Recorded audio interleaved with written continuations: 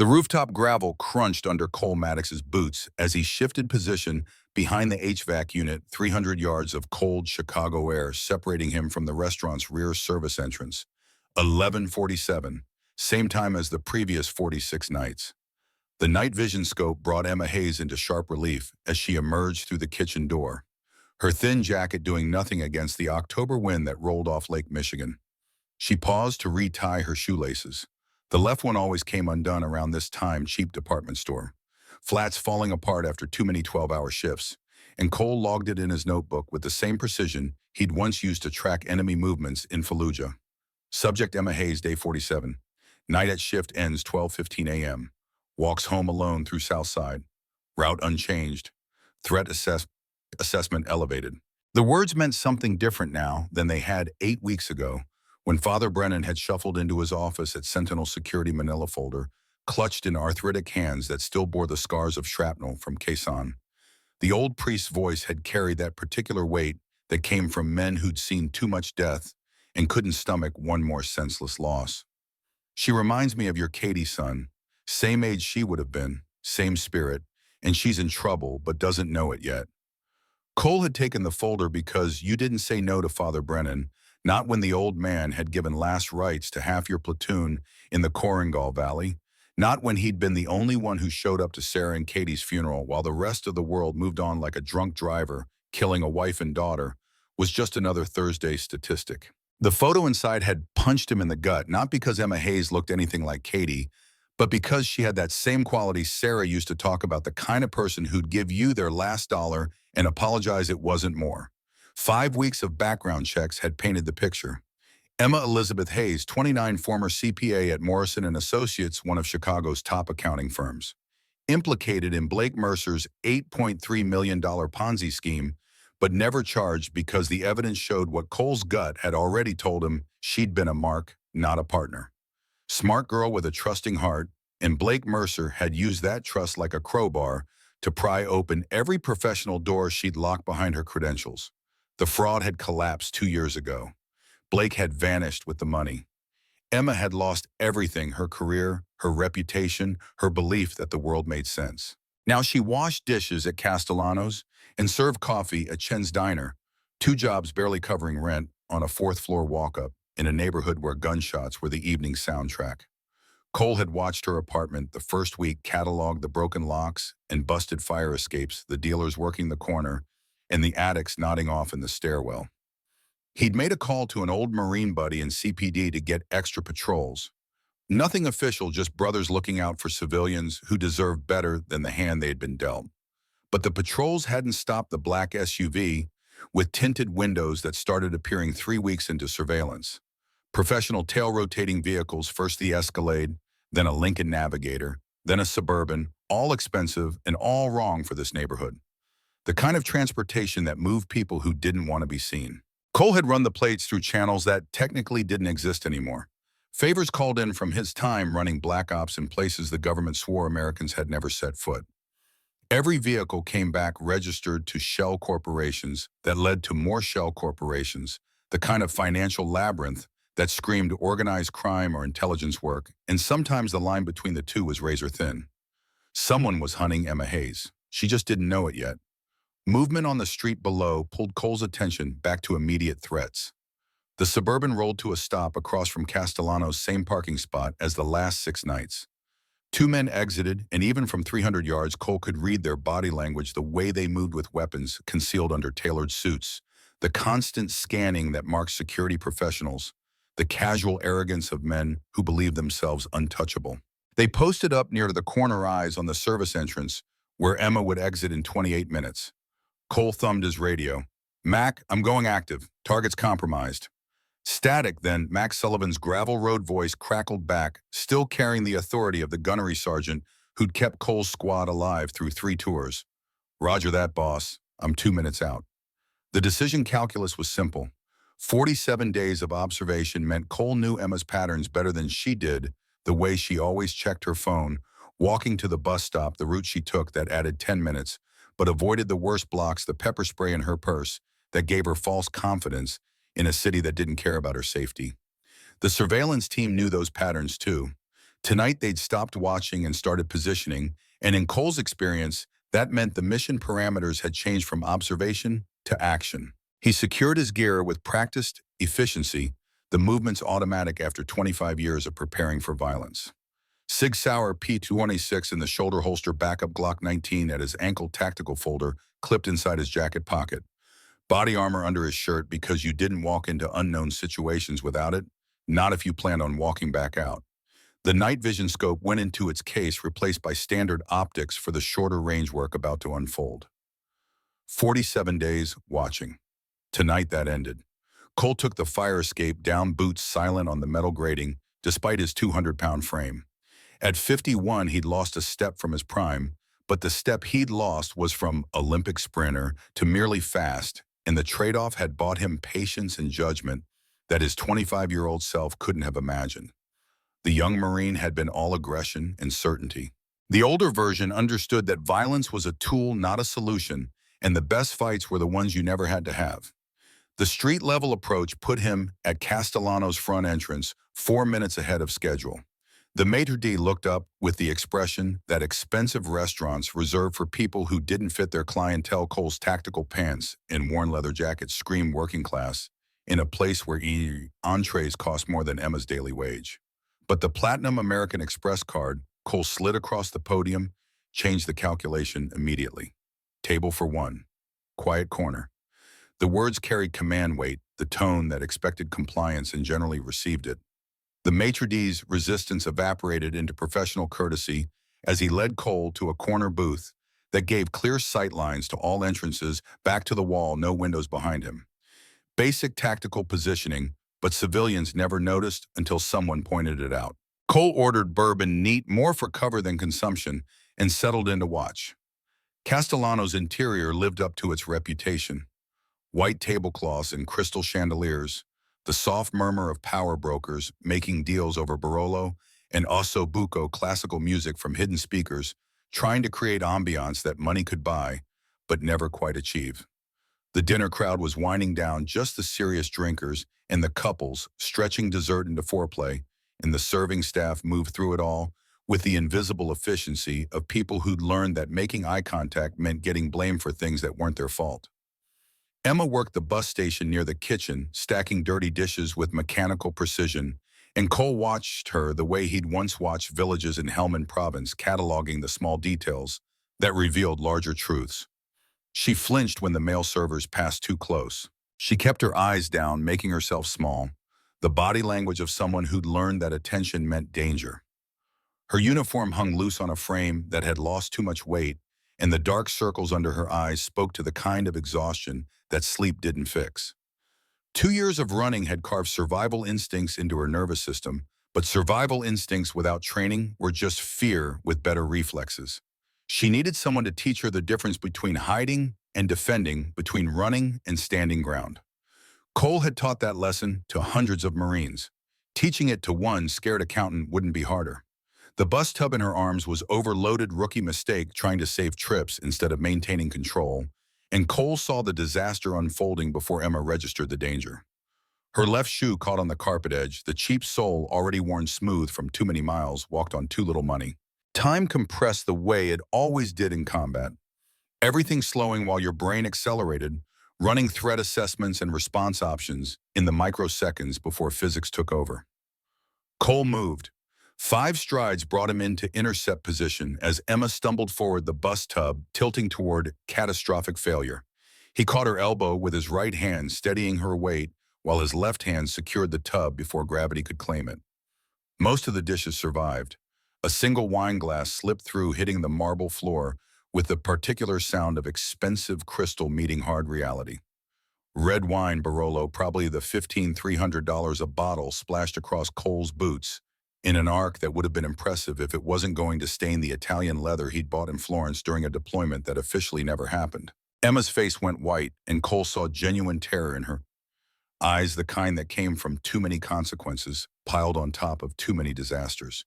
Her mouth-shaped apologies that came out barely louder than breathing. "I'm so sorry. I'm so sorry. I'll pay for the dry cleaning. Cole's voice cut through her panic with the calm certainty of someone who'd talked down suicidal Marines and shell-shocked civilians in a dozen war zones. You're all right, it's just wine. The restaurant had gone silent, that particular hush that followed unexpected violence or unexpected grace, and every head had turned to watch the drama unfold. Mr. Castellano materialized from the kitchen like a genie summoned by property damage, his face cycling through shock and calculation as he took in the scene. Broken crystal spilled wine. One of his busiest nights interrupted by hired help who couldn't manage basic motor skills. Sir, I apologize, she'll be fired immediately. This kind of... The words died as Cole turned his attention to Castellano, and whatever the restaurant owner saw in that gaze made him reconsider his next sentence. Cole pulled 5 $100 bills from his wallet, laid them on the nearest table with the deliberate care of someone making a point. For the wine and her shift, she's done for tonight. He turned back to Emma, and this close he could see the fine tremor in her hands, the way her pupils had dilated with stress hormones, the pulse hammering in her throat. This close he could also see the intelligence in her eyes, the strength that hadn't quite broken, despite everything Blake Mercer and the world had thrown at her. Go get your things. I'm taking you home. The terror in her expression shifted to confusion, then the first spark of something that might have been resistance if she'd had the energy for it. I can't. You don't even know. Cole's voice stayed level, but he pitched it lower just for her.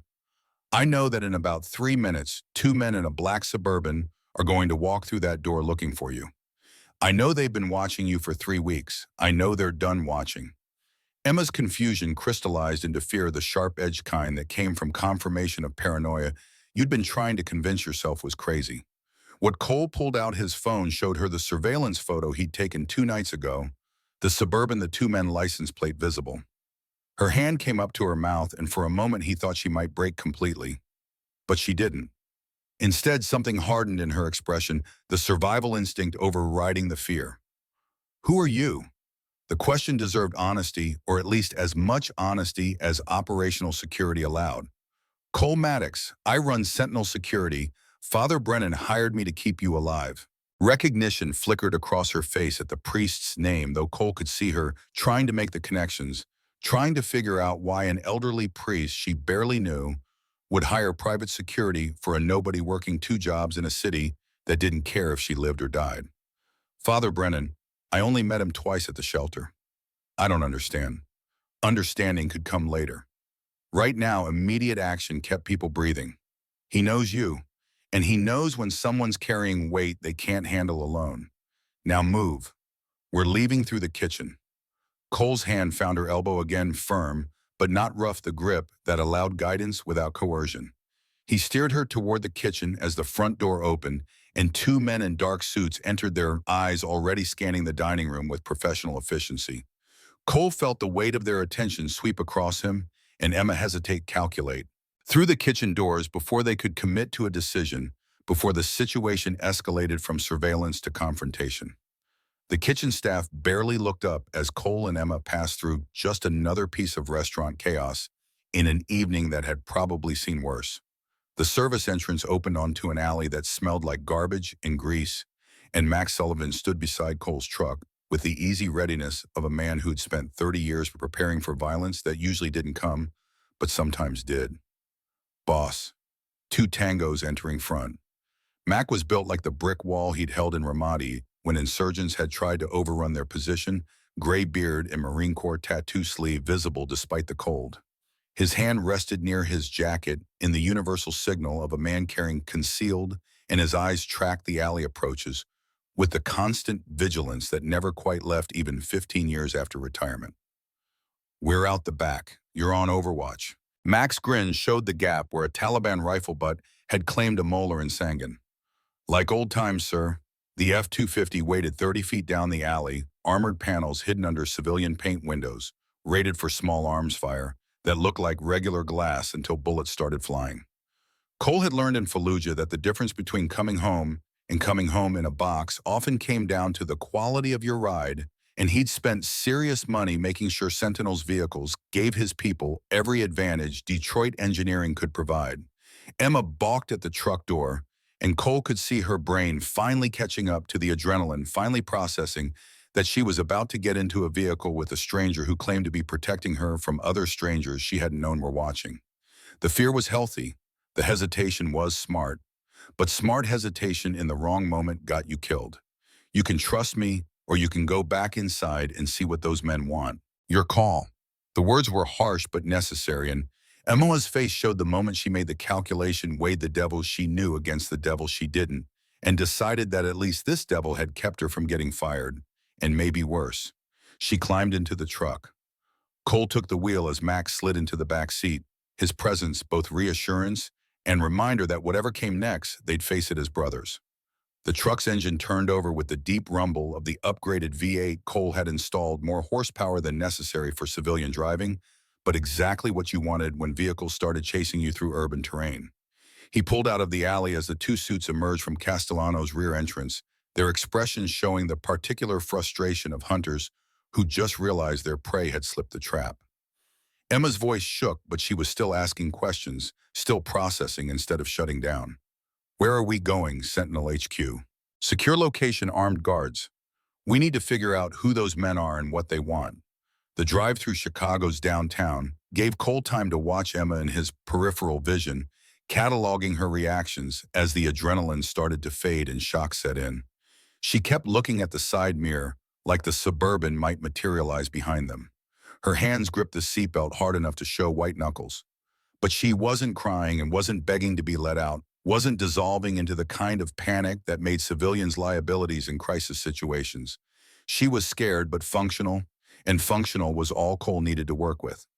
Sentinel Security's headquarters occupied a converted warehouse in the South Loop, 3 stories of reinforced concrete that had once stored industrial equipment and now housed the kind of security operation that kept low-profile but high-value clients breathing in a world that wanted them dead. The exterior looked abandoned by design graffiti on the walls.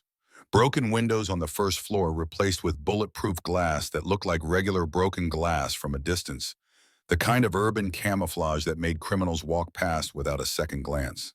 The garage entrance responded to a coded frequency from the truck, the heavy steel door rolling up to admit them before slamming closed with finality that Emma clearly felt in her bones. She looked around the garage, 3 other vehicles, all armored, all maintained to military specifications, and Cole watched understanding dawn in her eyes. "This is your military." The past tense was complicated, but Cole nodded because it was close enough to truth. Was 25 years Marine Corps Force Recon. Now I protect people who need it. He led her through security protocols that would have impressed most federal buildings. Biometric scanners, dual authentication doors, hardened checkpoints that forced attackers into kill zones if they somehow made it past the first 3 layers of defense. The command center occupied the 3rd floor open space, filled with computer monitors and tactical maps, weapons locker in the corner coffee pot that never emptied, because Doc Harrison believed caffeine was the 5th food group after bullets, beans, and Band-Aids. Doc looked up from his laptop as they entered former Navy corpsmen who'd patched Marines back together in Ramadi and now served as Sentinel's tech specialist and medic. At 49, he'd kept the fitness standards that had carried him through Bodhi's training before his knees gave out, and he'd lateraled to corpsman duties, and his eyes held the particular weariness that came from watching too many good people die from bad wounds. "Boss, running plates on that Suburban now." Cole guided Emma to a chair near the coffee station, and her eyes tracked every movement in the room, every piece of equipment, every detail that might help her understand what kind of situation she'd stumbled into. Mac appeared with coffee in a mug that said Semper Fi in faded letters, and Emma took it with hands that had finally stopped shaking. "Tell me about Blake Mercer." The question made Emma's face go still, and Cole saw the careful walls going up, the practiced deflection of someone who'd answered these questions too many times for FBI agents and lawyers and journalists who wanted a villain or a victim and didn't much care which role she played. How do you, Cole, cut through the deflection with the direct honesty that came from not having time for games? "I know everything. The fraud, the FBI investigation, your destroyed reputation. What I don't know is why someone's still hunting you 2 years later." The walls cracked and Emma's voice came out small and lost. "I thought he took the money and disappeared." "That's what the FBI said. That's what everyone said." Cole pulled up a chair across from her, close enough to show investment, but far enough to avoid crowding the interview distance. He'd learned from thousands of debriefs with Marines who'd seen things they couldn't quite verbalize. Tell me what Blake told you, not what the FBI thinks. What he said in private when it was just the two of you. Emma's eyes went distant, remembering conversations she'd probably replayed a million times, looking for the warning signs she'd missed. He talked about insurance, documents he kept in case things went wrong. He was paranoid about digital set hackers could steal anything online, but physical ledgers were safe. He'd joke about his retirement fund, the evidence that made him untouchable. Cole leaned forward. Did he ever say where he kept these ledgers? Emma shook her head, but her expression showed she was still processing, still following the thread. He mentioned encryption keys, offshore account numbers. He said even God couldn't find them. I thought he was just being dramatic. Blake always exaggerated. Mac and Doc exchanged glances, and Cole saw they'd reached the same conclusion he had. Blake Mercer hadn't just run a Ponzi scheme. He'd kept records insurance against his partners turning on him, and someone wanted those records badly enough to stake out a restaurant kitchen for 3 weeks, waiting for the one person who might know where they were hidden. Doc's laptop chimed, and he swore softly. Boss got the vehicle registration. Suburban's owned by Vale Transport, LLC. That's a shell corp, but I traced the ownership chain. He turned his monitor around and Cole felt his gut tighten as he read the name at the end of the corporate daisy chain. Victor Kane Enterprises. The room went quiet and Mac's face showed he'd recognized the name instantly. Cole forced himself to breathe evenly to keep his expression neutral because Emma didn't need to see the rage that name triggered, didn't need to know that Victor Kane was the reason Cole understood exactly how far men could fall when they stopped believing honor mattered more than profit. You know that name? Emma's voice was tentative but observant, and Cole gave her credit for reading the room despite everything else competing for her attention. Victor Kane, my former commanding officer in Black Ops, went private sector 15 years ago. Security consulting for dictators and cartels. The sanitized version left out the part where Kane had orchestrated the assassination of a village elder who'd been feeding intel to Marines, called it acceptable losses, when Cole objected and smiled while explaining that clean hands didn't build empires. Left out the formal complaint Cole had filed that went nowhere because Kane had friends in places where complaints disappeared. Left out the day Cole decided that if the system wouldn't hold Kane accountable, Cole would make sure their paths never crossed again. Apparently, the universe had other plans. If Kane's involved, this isn't about money anymore. Mac's voice carried the flat certainty of someone stating obvious facts. Emma looked between them, trying to understand the subtext that filled the room like smoke. Then what's it about? Cole met her eyes, and he didn't sugarcoat it because she deserved to know what she was facing. Loose ends. You're a witness who can connect Blake to the fraud. Blake can connect Kane to 50 other crimes. They're cleaning house. The words hung in the air, and Emma processed them with the kind of terrible clarity that came from finally understanding that your paranoia wasn't paranoia at all, that the feeling of being watched wasn't anxiety, but accurate threat assessment. What do I do? The question was simple, but the weight behind it was everything: her life, her future, her fragile belief that maybe the world could still make sense if you just found the right angle. Cole had heard that question in Fallujah from Marines who'd watched their friends die in Chicago, from clients who'd received death threats they couldn't explain. The answer was always the same, and it always meant making promises he might not be able to keep. You let me protect you. That's what I do. Father Brennan chose that moment to arrive, his timing either divine intervention or the result of Mac texting him the second Emma had entered the building. The old priest moved slowly, joints stiff from decades of carrying other people's burdens, but his eyes still held the sharp awareness of someone who'd seen humanity at its worst and somehow maintained faith in its capacity for better. Child. I'm sorry I brought this to your door. Emma stood, and Cole saw genuine affection in the way she moved toward Brennan, the kind of connection that formed between people who'd shared vulnerability without judgment. Father, I don't understand. Why would you hire someone to protect me? We barely know each other. Brennan's weathered face creased with a sad smile. Because you reminded me of someone I failed to protect long ago. Because Cole is the best man I know for keeping innocents safe. And because sometimes grace works through secular hands. He turned to Cole, and the look between them carried 20 years of shared history, The funerals, the confessions, the long nights when Cole had raged against God and Brennan had listened without trying to fix what couldn't be fixed. Tell her son she deserves to know why you're doing this. Cole's jaw tightened, and he wanted to tell Brennan that operational details stayed operational, that personal history was irrelevant to mission success. But Emma was watching him with those eyes that had already seen too much betrayal, and she needed to understand that this wasn't just a job, that Cole had skin in the game beyond whatever Father Brennan was paying. I lost my wife and daughter 5 years ago. Drunk driver head-on collision. Sarah was 48, Katie was 24 your age. Emma's breath caught, and Cole could see her doing the math, understanding now why Father Brennan had said she reminded him of someone.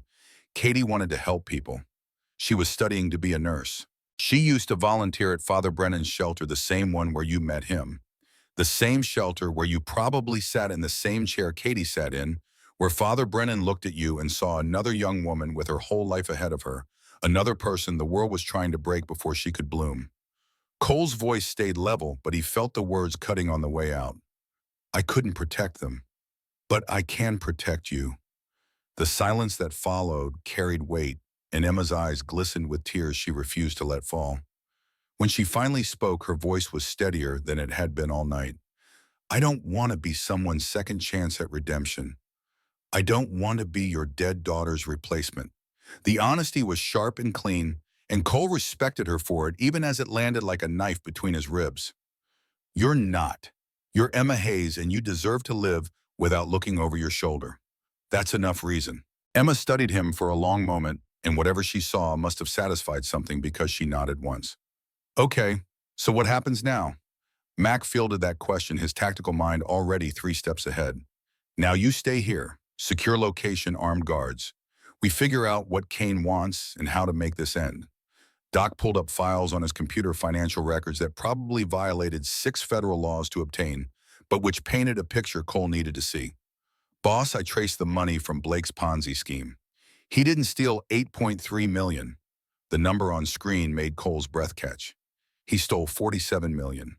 The FBI only found the first layer. Emma's face went white. That's impossible. The victims, the lawsuits, they only claimed $8 million. Doc's expression was grim.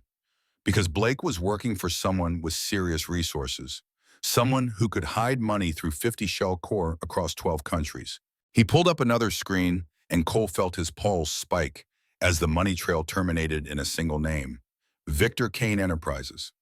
The pieces clicked into place with the terrible clarity of intelligence work when the pattern finally emerged from the noise. Blake Mercer hadn't run a simple fraud.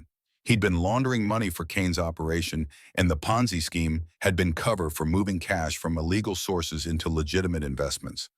Emma had been the unwitting accountant who signed off on transactions. She didn't understand her credentials giving Kane's operation the veneer of legitimacy it needed. And now Kane needed to erase the one person who could connect the dots. Cole's phone rang, the number showing as unknown. He stared at it for 2 rings, then answered because avoiding calls from Kane wouldn't make the threat disappear. Maddox. The voice that came through was cultured and smooth, the kind that belonged to boardrooms and country clubs. Nothing in the tone suggesting this was a man who'd ordered assassinations in 3 countries. Hello, Lieutenant Colonel. It's been a long time. Cole's hand tightened on the phone, but his voice stayed level. Kane. Victor Kane's laugh carried genuine warmth, like they were old friends catching up instead of enemies circling each other. I hear you've acquired something of mine, a scared little accountant who doesn't know when to stop asking questions. I'm calling to offer you a deal. The presumption that Cole would negotiate made his blood heat, but anger was a luxury he couldn't afford. He kept his tone neutral. I'm listening, returned the girl. Walk away. I'll transfer $5 million to your account, clean money properly laundered. You can finally retire from playing hero to people who don't matter. The casual dismissal of Emma's life as something that didn't matter crystallized every reason Cole had filed that complaint 15 years ago. Every reason he'd walked away from Black Ops before he became the kind of man who measured human worth in dollars. Not interested. Kane's voice lost the warmth, replaced by something colder and infinitely more dangerous. Cole, don't be stupid. She's nobody. A failed accountant with a sob story. Why die for her? Because that's what men like us are supposed to do. Protect the weak. You forgot that when you cashed your integrity for blood money. The silence on the line stretched long enough that Cole wondered if Kane had hung up. When he spoke again, his voice carried the weight of absolute certainty. You're making a mistake. I have resources you can't imagine. Men money connections. I will bury you. Cole thought about Ramadi, about holding a defensive position against overwhelming force, about refusing to yield ground because yielding meant good people died. You can try. But Victor, remember Ramadi. Remember when we were pinned down by 40 insurgents and I got us out? Kane's voice went quiet. I remember. Then remember what I told you. The words came back across 15 years, like they'd been carved in stone. That you don't lose. Cole let the certainty settle into his bones, the same certainty that had carried him through 3 combat tours and 100 impossible situations. I still don't. Come for her, and you'll learn that lesson again. He ended the call before Kane could respond, and the command center went silent as everyone processed what had just happened. Emma's voice was small and terrified. That was him, the man hunting me? Cole nodded already, running contingencies in his head, already planning for the assault that would come now that diplomatic channels had failed. Victor Kane, former Delta Force current war criminal. He'll come with everything he has. Mac was already moving, pulling weapons from the locker, checking magazines and chamber rounds. With the automatic efficiency of a man who'd done this so many times, the movements had become muscle memory. Boss, if Kane's activated his network, we need everyone. Doc, call Reaper and Tommy. This is a full tactical response. Doc was already dialing, and Cole turned to Emma, who looked smaller than she had in the restaurant, the weight of understanding finally crushing down on her. How many people are going to die because of me? The question deserved honesty, but Cole tempered it with the only reassurance he could give. Anyone who dies made the choice to come after an innocent. That's on them, not you. Emma's hands were shaking again, and Cole watched her struggle to process everything that had happened. In the last 90 minutes, her life upended strangers claiming to protect her, revelations about conspiracies she'd never suspected. Most civilians would break under that weight, but Emma's voice when she spoke carried something harder than fear. I can't just hide. I can't be dead weight while people die for me. The sentiment was admirable, but Cole had seen too many untrained people try to help in combat situations, had scraped their bodies off streets in Fallujah when good intentions met bad tactics. You can, and you will. You stay in the secure room. You follow orders. That's how you help. Emma's jaw set with stubborn determination that reminded Cole uncomfortably of Katie, of the way his daughter had argued that nursing school counted as serving, even though Cole had wanted her as far from danger as possible. No, if I'm going to be bait, I want to know how to protect myself. You said you teach people, so teach me. The command center's alarm system chose that moment to light up red LEDs, flashing in sequence that meant the perimeter sensors had detected movement. Doc's fingers flew across his keyboard, pulling up security feeds that showed 4 men in tactical gear approaching from the north side. Boss, we're hot. 4 tangos incoming. Cole's brain shifted into combat mode, the world narrowing to threat assessment and response planning. He moved to the weapons locker, pulled out a Mossberg 590 shotgun, and spare shells handed them to Mac. All stations weapons free. Protect the principal. The principal was Emma, standing frozen in the middle of the command center as the reality of violence crashed from abstract to immediate. Cole grabbed her arm, pulled her toward the secure room that occupied the building's reinforced core, designed to withstand everything short of sustained artillery fire. Body armor in the closet. Put it on. Lock this door. Don't open it unless you hear my voice. Emma's eyes were wide, but she nodded, and Cole saw her hands already reaching for the armor as he pulled the door closed. The magnetic locks engaged with a solid thunk that meant she was as safe as current technology could make her. Mac's voice came over the building's intercom system. Contact front. Multiple tangos with automatic weapons. The distinctive crack of rifle fire echoed through the building, and Cole moved with the automatic efficiency of a man who'd cleared buildings in Fallujah and Ramadi, who understood angles and cover and the geometry of violence. He reached his position at the second-floor stairwell just as the first attacker rounded the corner. The fight lasted 90 seconds. Cole put controlled pairs into the first 2 targets, center mass mechanical precision that came from 10,000 hours on the range and too many real-world applications. The third attacker managed to get a burst off that chewed concrete near Cole's position, But Mac's shotgun from the opposite angle ended that threat before it could develop. The fourth man retreated to the ground floor, and Cole heard Doc's suppressed pistol cough twice before silence fell. The building's tactical lighting kicked on bright LED floods that turned the warehouse interior into a shooting gallery for defenders and a nightmare for attackers. Cole cleared the ground floor systematically, weapon up, scanning for additional threats. He found the fourth attacker slumped against a support column, Doc standing over him with the calm professionalism that came from treating enemy wounded in Ramadi before they became prisoners. This one's alive. Gonna need an ambulance. Cole approached and the wounded man looked up with eyes that showed the particular fear that came from realizing you'd been fighting above your weight class. Blood soaked through his tactical vest from Doc's precise shot placement, painful but non-lethal, designed to incapacitate without killing. The man's accent marked him as Eastern European, probably Russian, based on the Cyrillic tattoos visible on his forearms. "Who sent you?" The man spat blood, said nothing. Cole crouched down, his voice taking on the flat affect that made interrogation subjects realize cooperation was their best option. "You're bleeding out. Doc here can save you or let you die. Your call." The man's eyes flickered to Doc, measuring, calculating. He made the smart choice. "Kane. Victor Kane sent us." Cole had expected that answer, but hearing confirmation crystallized the situation's severity. Kane had moved from surveillance to direct assault in less than 2 hours, which meant Emma's continued existence represented an immediate threat that required immediate solutions. "Why now? Why tonight?" The man's breathing was labored, but he managed words between gasps. "Blake Mercer surfaced. Chicago PD spotted him 3 blocks from here. Kane wants the girl before Blake talks."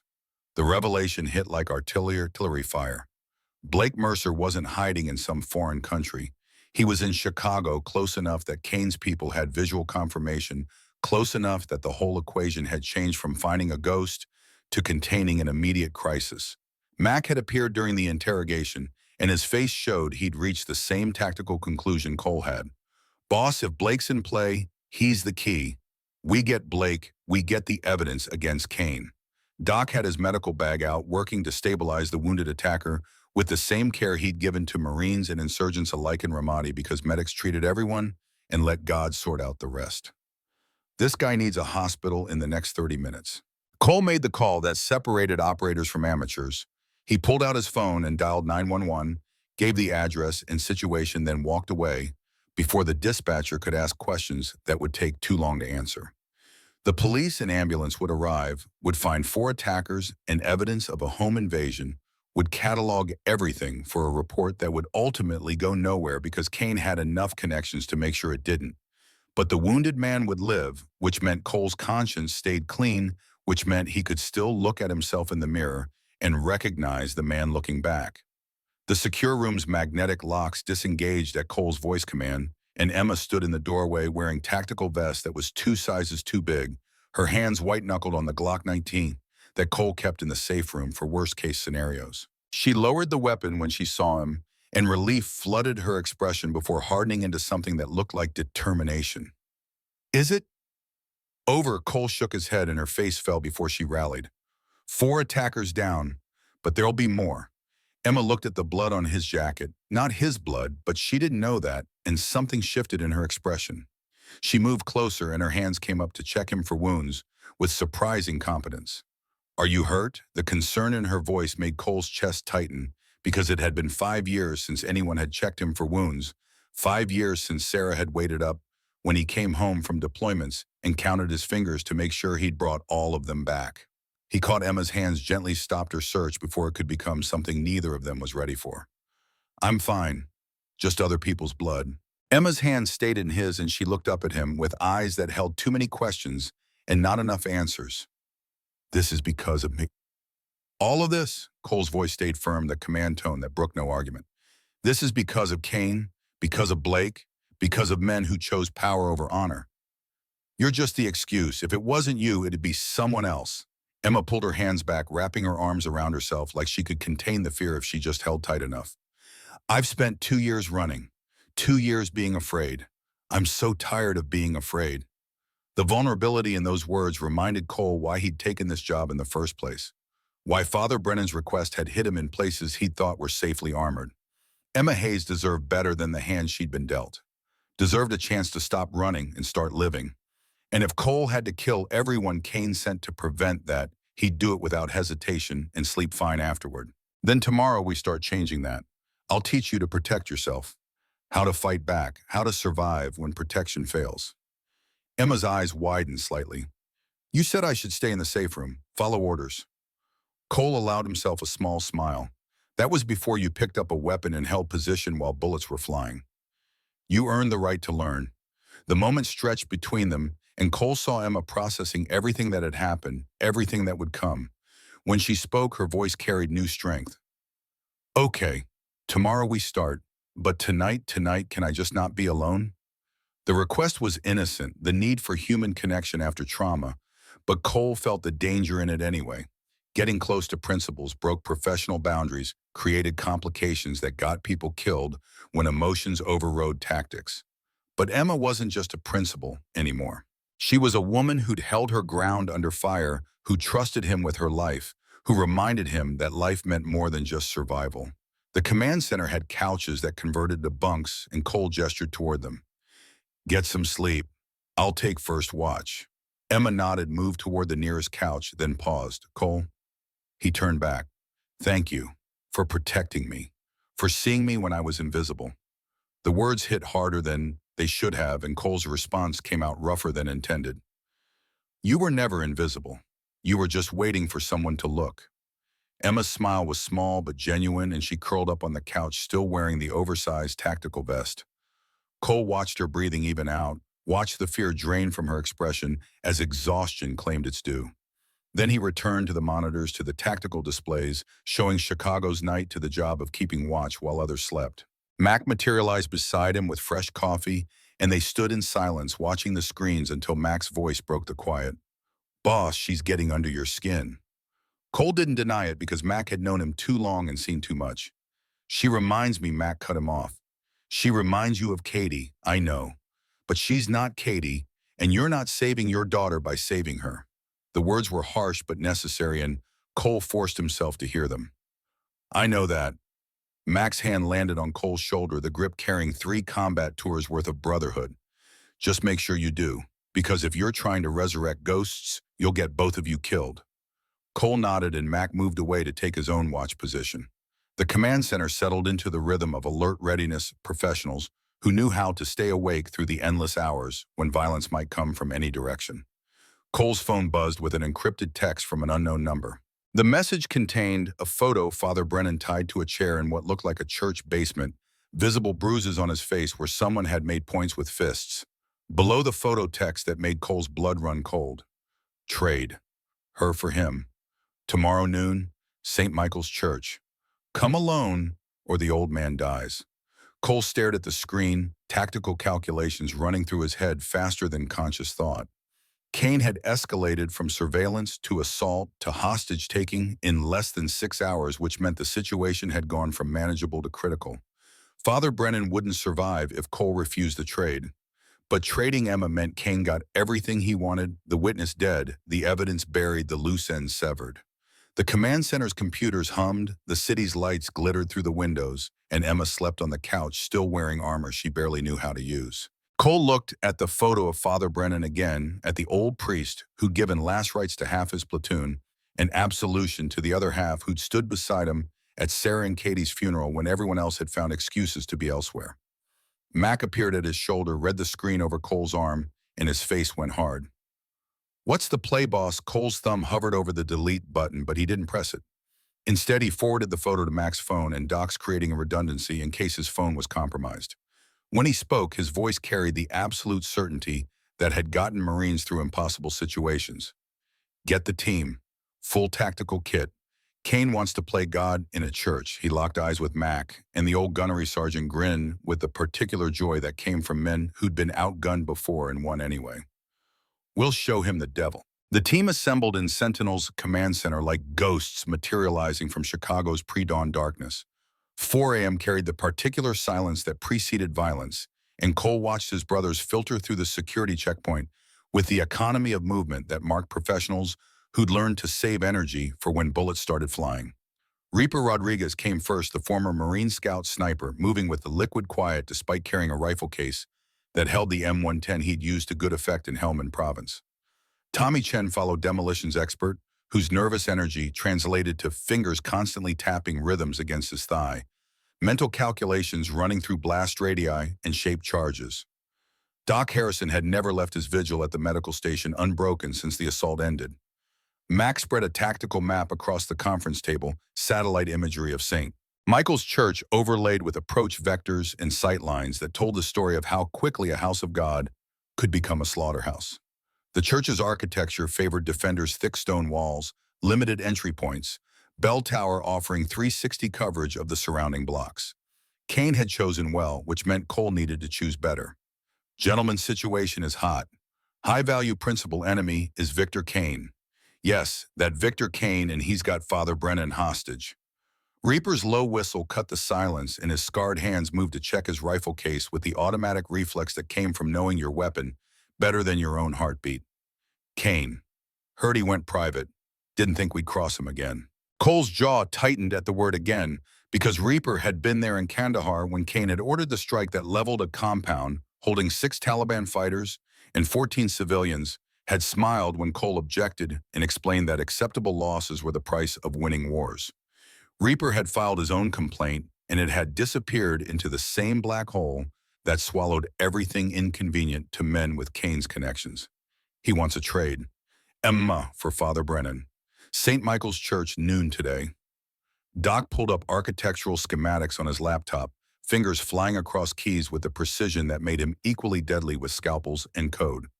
That's a trap. Church has 3 entry points. Bell tower for sniper overwatch, basement catacombs for flanking maneuvers. Classic ambush architecture. Cole nodded because Doc's assessment matched his own tactical analysis, validated the plan forming in his head. Exactly. Which means we don't play his game. We change the battlefield. Tommy leaned forward, nervous energy focused into tactical curiosity.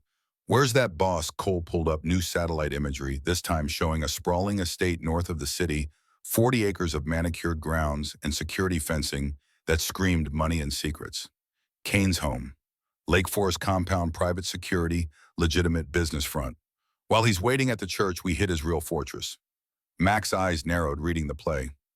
You want to raid Kane's estate during the exchange? Not raid. Infiltrate. Extract the evidence. Blake Mercer compiled bank records, client lists, everything proving Kane's operations. Emma's voice came from the doorway, and Cole turned to find her awake despite the early hours, still wearing the oversized tactical vest, like armor, she'd forgotten to remove.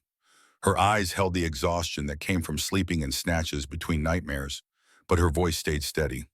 Blake kept insurance. He talked about it constantly, documents hidden, where digital couldn't reach physical ledgers from the old school. She moved closer to the map, and Cole saw her brain engaging, despite the fear of the accountant's mind that had survived Blake's manipulation, starting to process the tactical puzzle. He was paranoid about encryption keys, offshore accounts. Said even God couldn't find his retirement fund. Cole filed that information alongside what he'd already compiled, building the operational picture. If Kane has those ledgers, they're in his estate safe, which means we need 2 teams, one at the church keeping Kane occupied, one at the estate securing evidence. The unspoken calculus hung in the air like smoke. Someone had to walk into Kane's trap knowing it was a trap, had to hold position long enough for the real mission to succeed. Cole watched his team process that reality, watched them measure the risk against the reward. Mac broke the silence. Boss, that's suicide. Kane will have 20 guns on you at the church, which is why I'm not going alone. Reaper, you're on overwatch. Bell tower across the street, keep me breathing. Reaper's answering nod carried the weight of a dozen missions where his rifle had been the difference between Marines coming home alive or in bags. Can do. Mac, you lead the estate team. Doc and Tommy provide technical support and demolitions if needed. That's the primary objective, secure those documents. Mac's face showed he understood what Cole wasn't saying, that the church operation was a diversion, that Cole was making himself bait, that if things went wrong, Father Brennan and Cole would both die while the real mission succeeded. The old gunnery sergeant's jaw worked, and Cole watched him swallow objections that wouldn't change the tactical necessity. And you're secondary.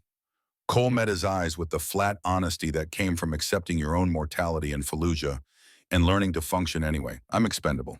Father Brennan and Emma aren't. Clear. The silence stretched until Mac's voice came out rough. Clear, sir. Emma's hand found Cole's arm, and he felt the tremor in her fingers despite her controlled expression. This is insane. You're going to get yourself killed. Maybe, but I don't leave people behind. Father Brennan's in that chair because of me, because I took this job. That makes his safety my responsibility. Emma's grip tightened, and Cole saw something shift in her face the moment when civilians realized that operators meant what they said about never leaving anyone behind, that the words weren't just rhetoric, but code written in blood, and honored even when honor meant dying. Then teach me first. Before you go, show me how to survive if you don't come back. The request was practical and devastating, and Cole looked at the chronometer showing 0417, 7 hours and 43 minutes until the church exchange. Enough time to give Emma basics that might keep her alive, not enough time to make her dangerous. But dangerous wasn't the goal. Survival was. All right, but we do this fast and we do it right. He led her down to Sentinel's gym, converted warehouse space holding heavy bags and sparring mats, and the accumulated equipment of men who understood that fitness was the difference between completing the mission and becoming a casualty statistic. Emma looked small in the cavernous room, but she squared her shoulders and faced him with determination that reminded Cole uncomfortably of Katie's stubborn insistence that she could handle trauma nursing, despite her father's objections. First lesson, most people die because they're not paying attention. You scan every room, identify exits, assess threats before you need them. He walked her through the fundamentals, watching her eyes learn to track movement and catalog details. She picked it up faster than expected the accountant's brain that processed numbers translating easily to processing tactical information. After 15 minutes, she could identify cover versus concealment, could map the room's escape routes without prompting. Good. Your brain is your best weapon. Everything else is backup. The self-defense segment went harder. Cole demonstrated strikes to vulnerable targets, eyes, throat, groin, and Emma practiced on the heavy bag with increasing force as her inhibitions broke down and survival instinct took over. Her form was terrible, but terrible form that connected beat-perfect form that hesitated. You're not trying to win fights. You're creating space to run. Aim for vulnerable areas, fight dirty, forget everything movies taught you about honor. There's no honor in dying clean. Emma's strikes got harder, and Cole saw rage bleeding through the fear, 2 years of running and hiding, finding outlet in violence against canvas and padding. When she finally stopped breathing hard and hands red from impact, her eyes held new steel. Like this harder. You're not annoying him, you're buying seconds to escape. She hit again, and this time the bag swung with real force. Cole nodded approval. Better. Now firearms. The range occupied Sentinel's basement, soundproofed walls absorbing the crack of gunfire that would otherwise alert neighbors to activities best kept quiet. Cole handed Emma the Glock 19 she'd held during the assault, walked her through manual of arms, with the patience that came from training hundreds of Marines who'd arrived knowing nothing and left knowing enough to stay alive. This is a tool, not magic, not a guarantee. It's an equalizer that gives you options. Emma's first shots went wide, fear and unfamiliarity translating to jerky trigger pulls and anticipatory flinching.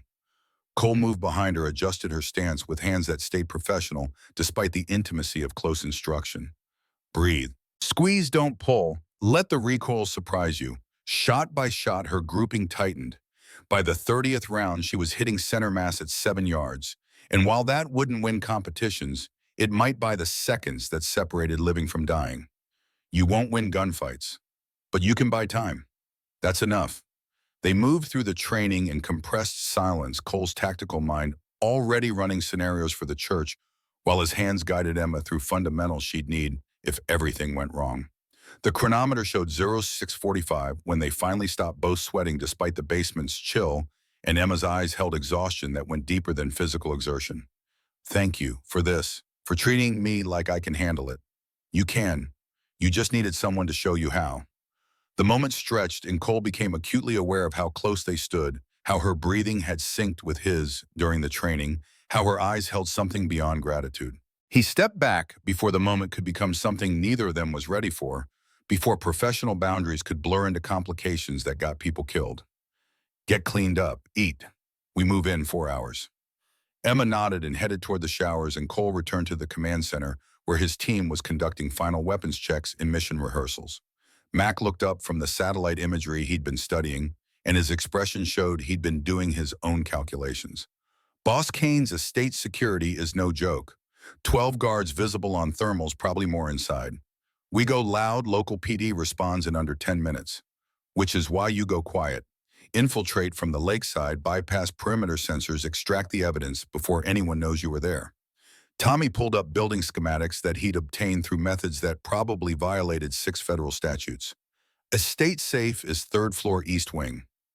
Military-grade biometric locks. I can crack it, but need 15 minutes uninterrupted. 15 minutes was eternity in hostile territory, but Cole had seen Tommy work and trusted his assessment. You'll have it. Mac keeps security occupied. Doc provides overwatch from water approach. You get in that safe and get out. Reaper had his rifle disassembled on the table, cleaning each component with the meditative focus that marked snipers who understood their weapon was the only thing standing between their teammates and body bags. He didn't look up as he spoke. Boss Church Tower across from St. Michael's gives me 270-degree coverage, but there's a dead zone near the altar. You go in there, I can't help you. Then I don't go in there. I stay in your cone of fire until extraction.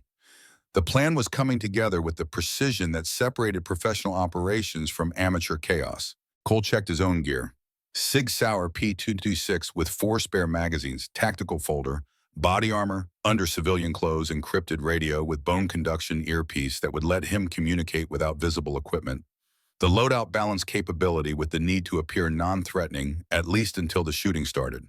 Doc approached with a first aid kit that looked more like a trauma surgeon's toolkit, and his weathered face showed concern that went beyond tactical assessment. Boss, you're walking into a kill box. If Kane decides the trade isn't worth it, then you complete the primary mission and make sure Emma stays safe. That's the win condition. Doc's jaw tightened, but he nodded because arguing with Cole's decisions had stopped working sometime around Ramadi when Cole had held a defensive position against overwhelming force and refused extraction until every civilian had been evacuated.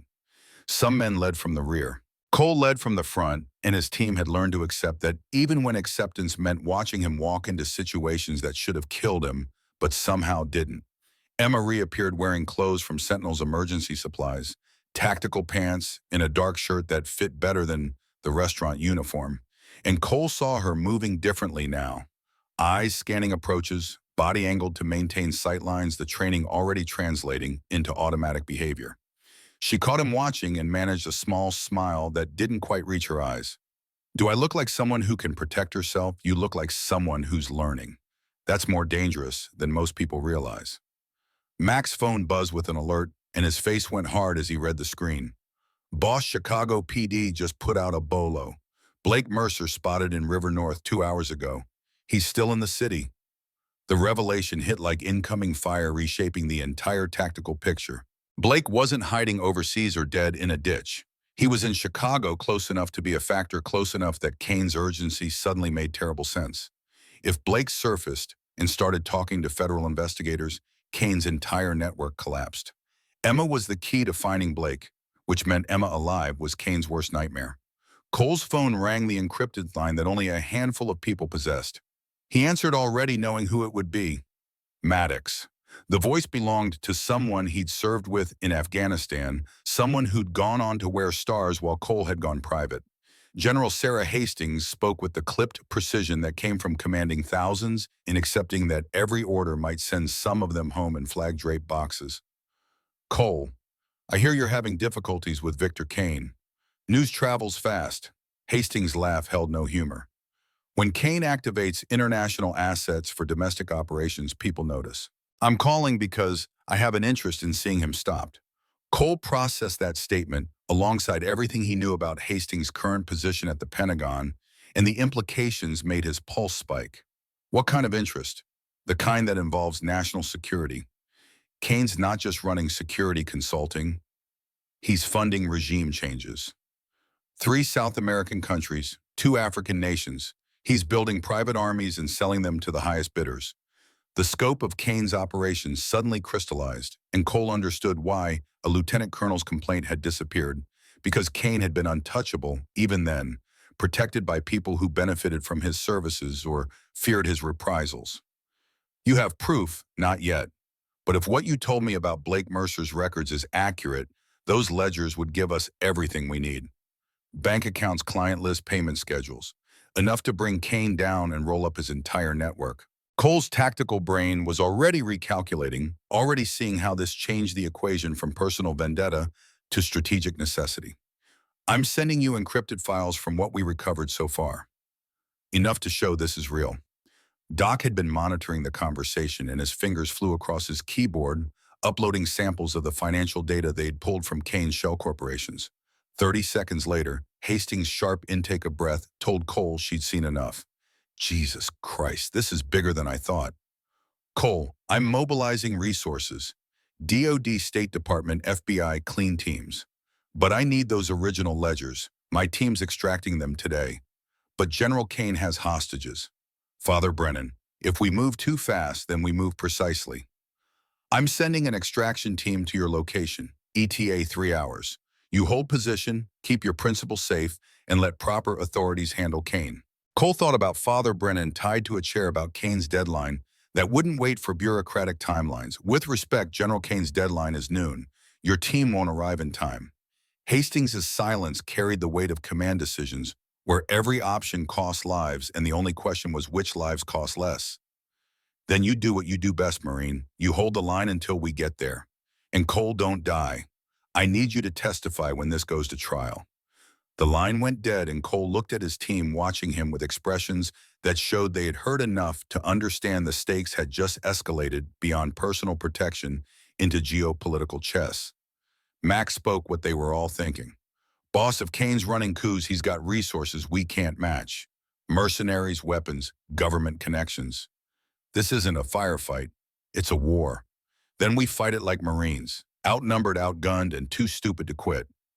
Reaper's laugh was sharp and humorless. Aura, the chronometer showed 10:47, and Cole ran final checks on his gear while Mac's team prepared for the estate infiltration.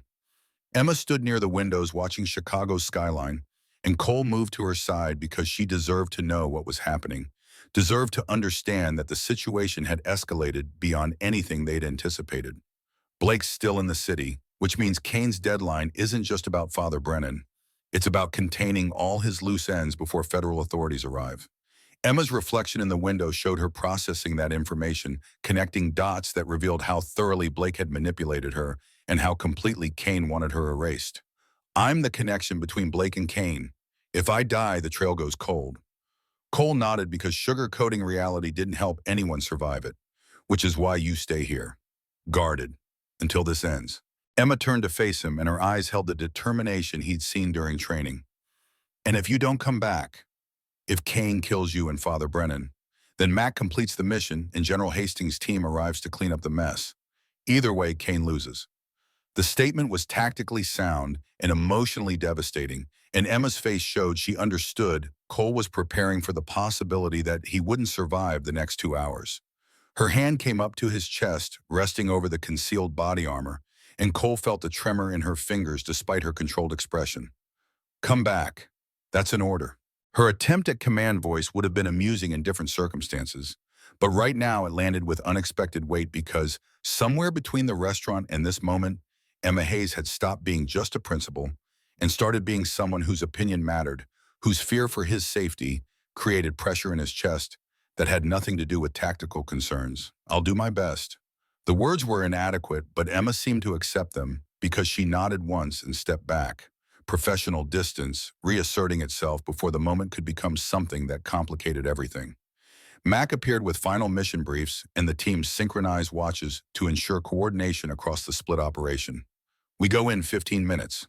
Reaper deploys to Overwatch position at 11:45. Cole enters church at noon exactly. Mac's team hits the estate simultaneously.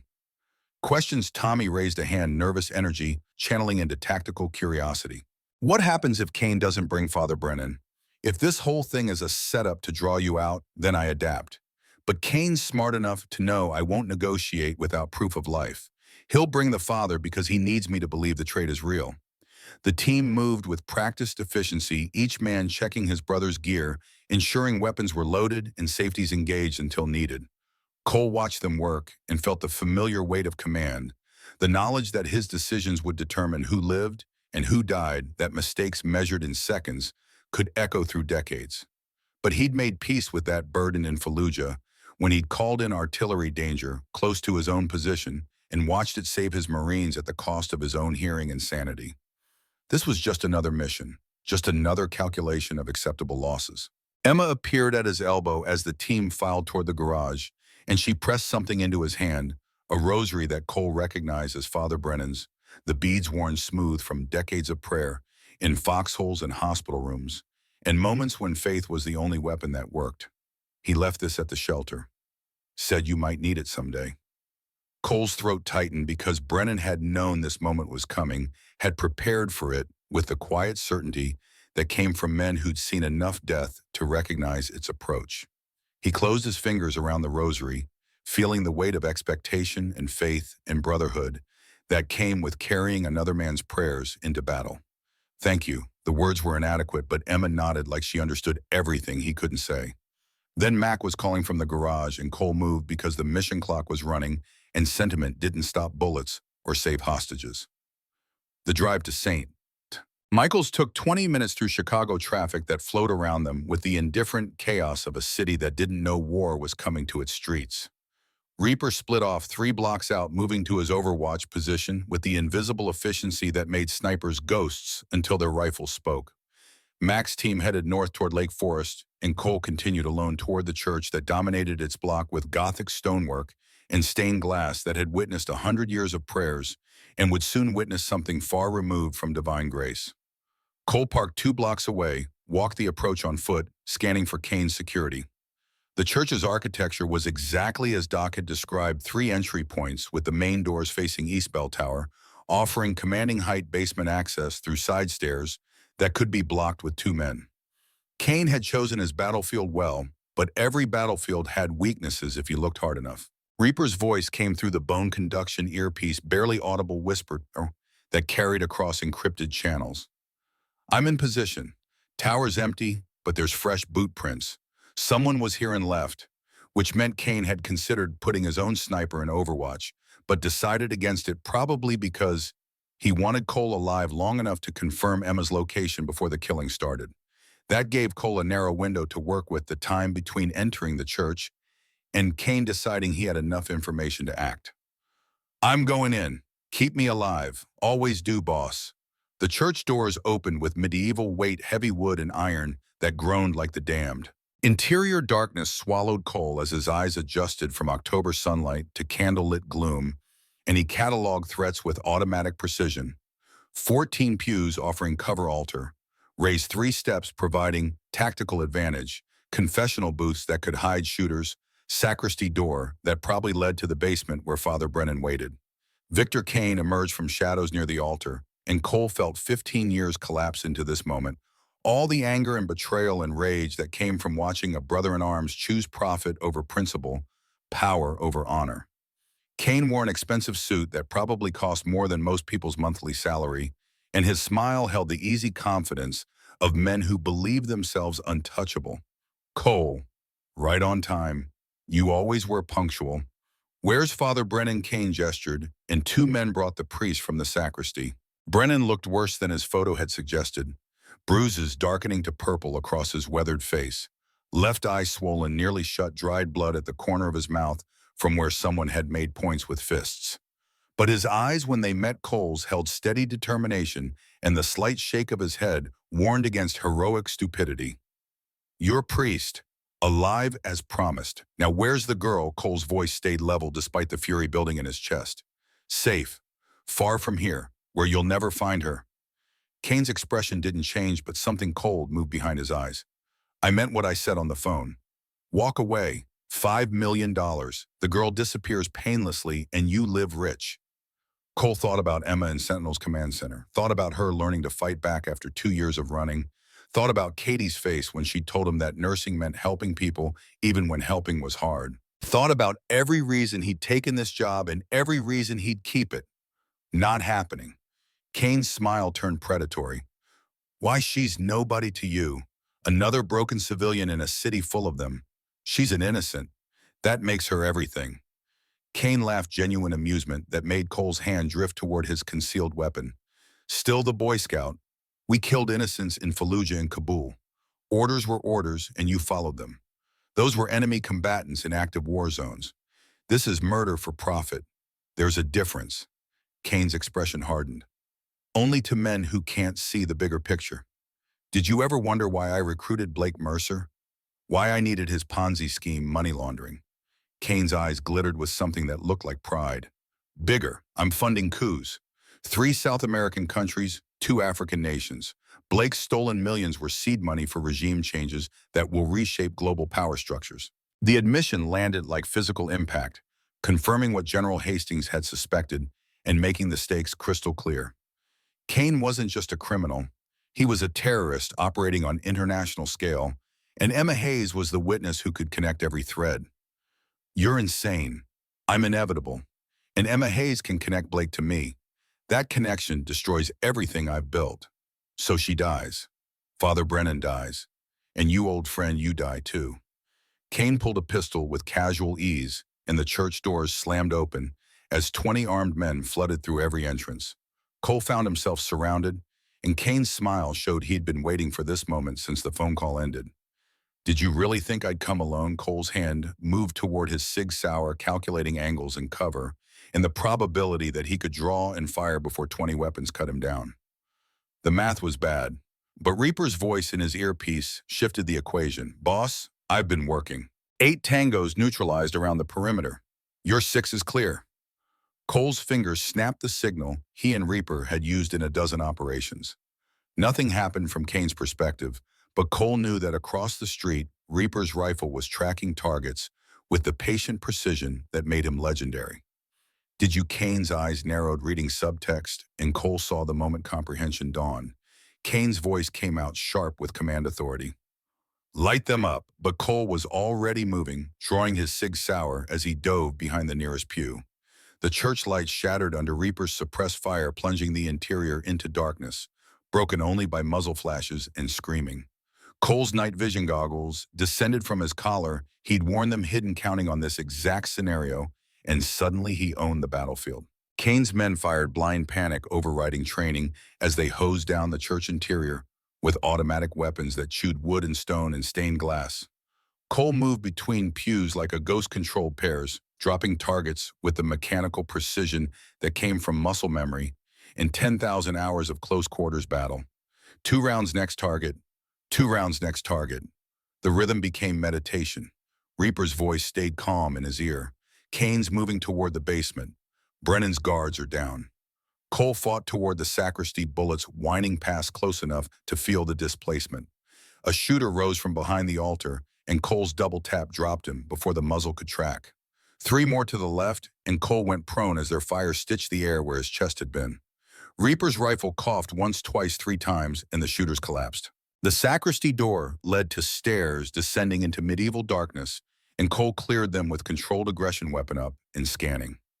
Father Brennan sat where Kane's men had left him, bonds cut, and the old priest's eyes showed he'd been waiting for rescue with the patience that came from trusting your brothers to come.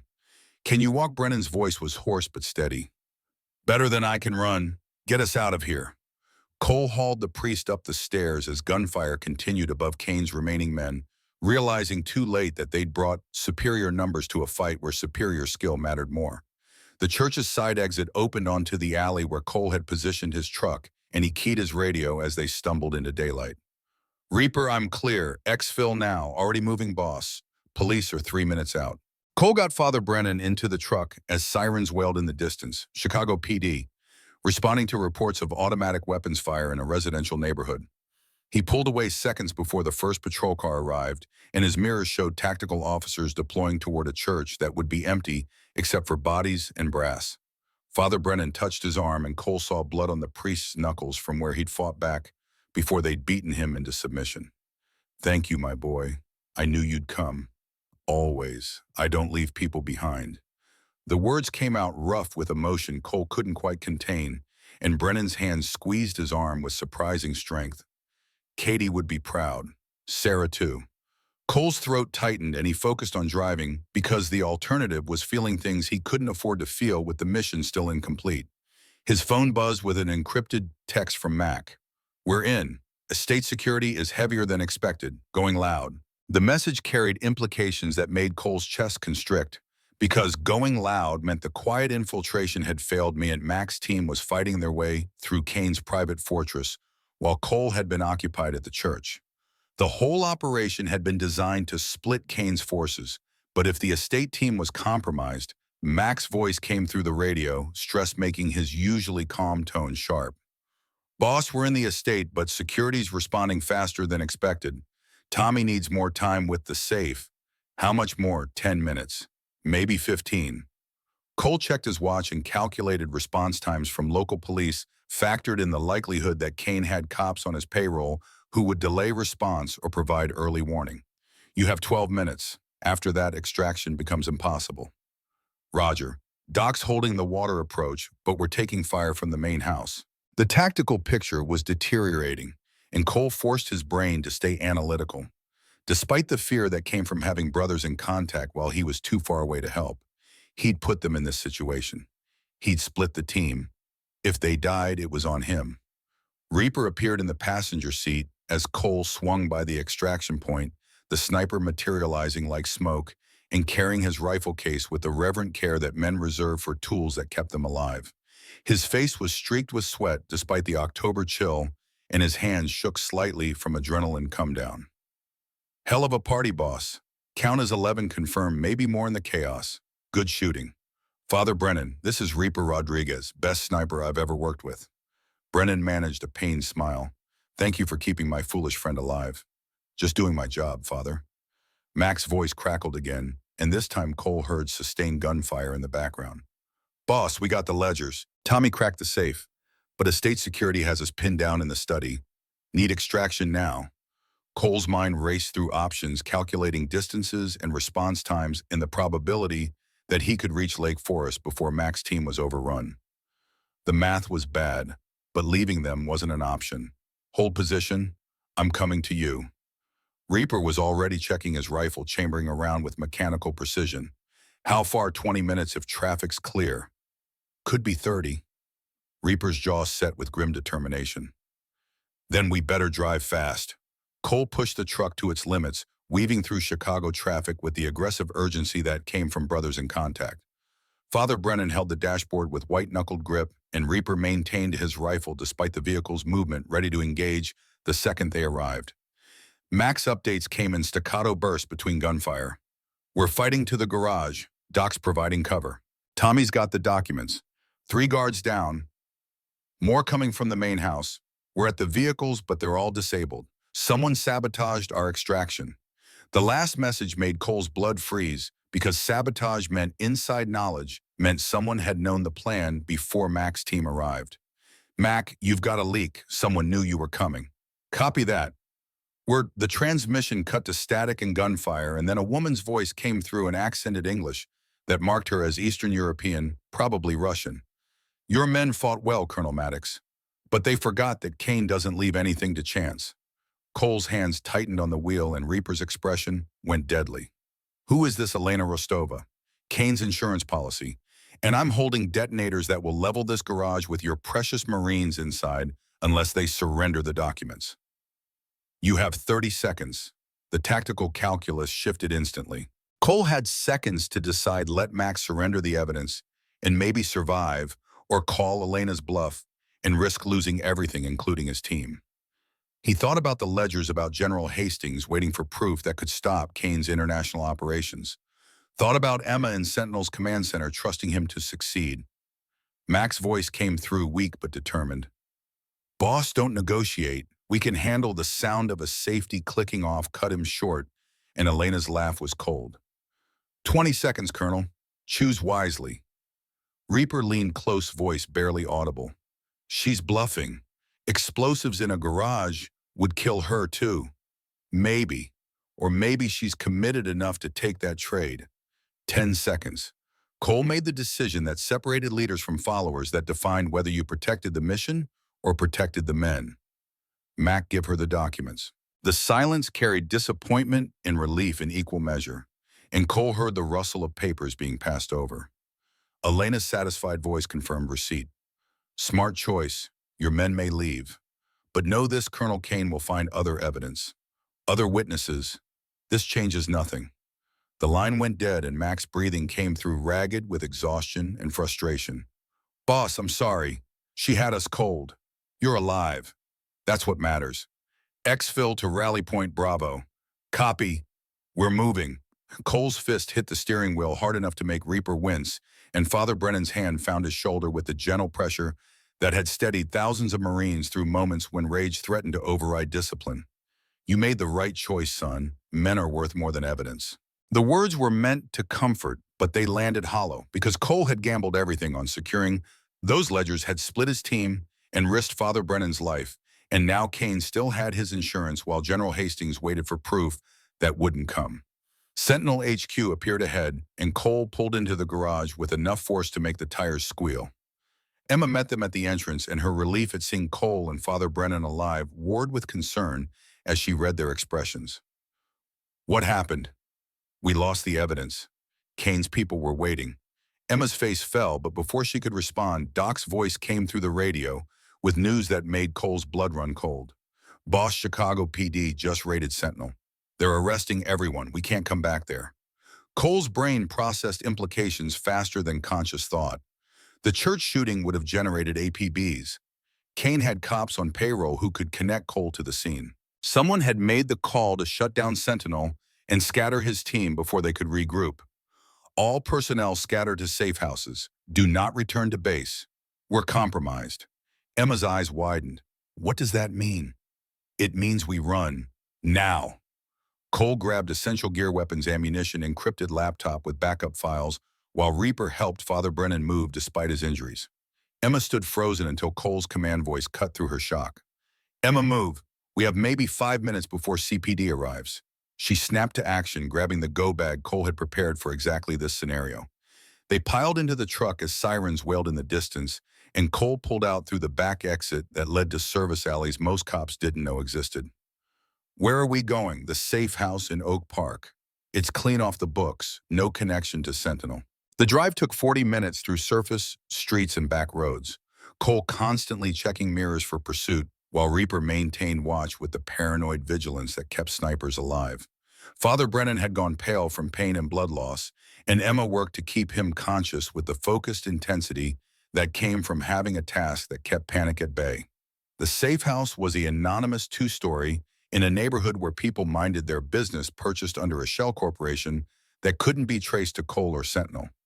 Interior was spartanly furnished, but functional beds, kitchen, reinforced doors, and bulletproof windows. Cole got Father Brennan settled, while Reaper set up defensive positions, and Emma tried to process how completely their situation had deteriorated. We lost. Kane won. Her voice held defeat that made something in Cole's chest clench because he'd spent the entire operation trying to prevent exactly this. Emma giving up, surrendering to the weight of forces aligned against her. We're alive. That means we can still fight. Emma's laugh was bitter. With what? No evidence, no team police hunting us. Kane has everything. Not everything. The voice came from the doorway, and Max stood there holding a manila envelope that looked battered from the fight. His face was bruised and his jacket torn, but his eyes held grim satisfaction. Elena took the ledgers, but she didn't check Tommy's pockets. Tommy appeared behind him, nervous energy channeling into a broad grin as he held up USB drives that gleamed in the safe house lighting. Blake's digital insurance. Found them in the safe behind the ledgers. Uploaded copies before the shooting started. Cole felt hope surge for the first time since the church, and Emma's expression transformed from defeat to desperate possibility. That's everything. Bank accounts, client list, payment schedules. Everything Kane tried to hide. Doc's laptop was already booting up, fingers flying across keys as he accessed the encrypted files. What appeared on screen made his breath catch. Boss, this is bigger than coups. Kane's funding terrorist cells, arming insurgents, selling weapons to sanctioned nations. This is treason on international scale. Cole pulled out his encrypted phone and dialed General Hastings, and when she answered, her voice carried the tension that came from waiting for news that might never come. Tell me you have something. Digital files. Everything Blake Mercer compiled. Proof of Kane's entire operation. Hastings' sharp intake of breath preceded rapid-fire questions. Can you authenticate and then verify? They haven't been altered.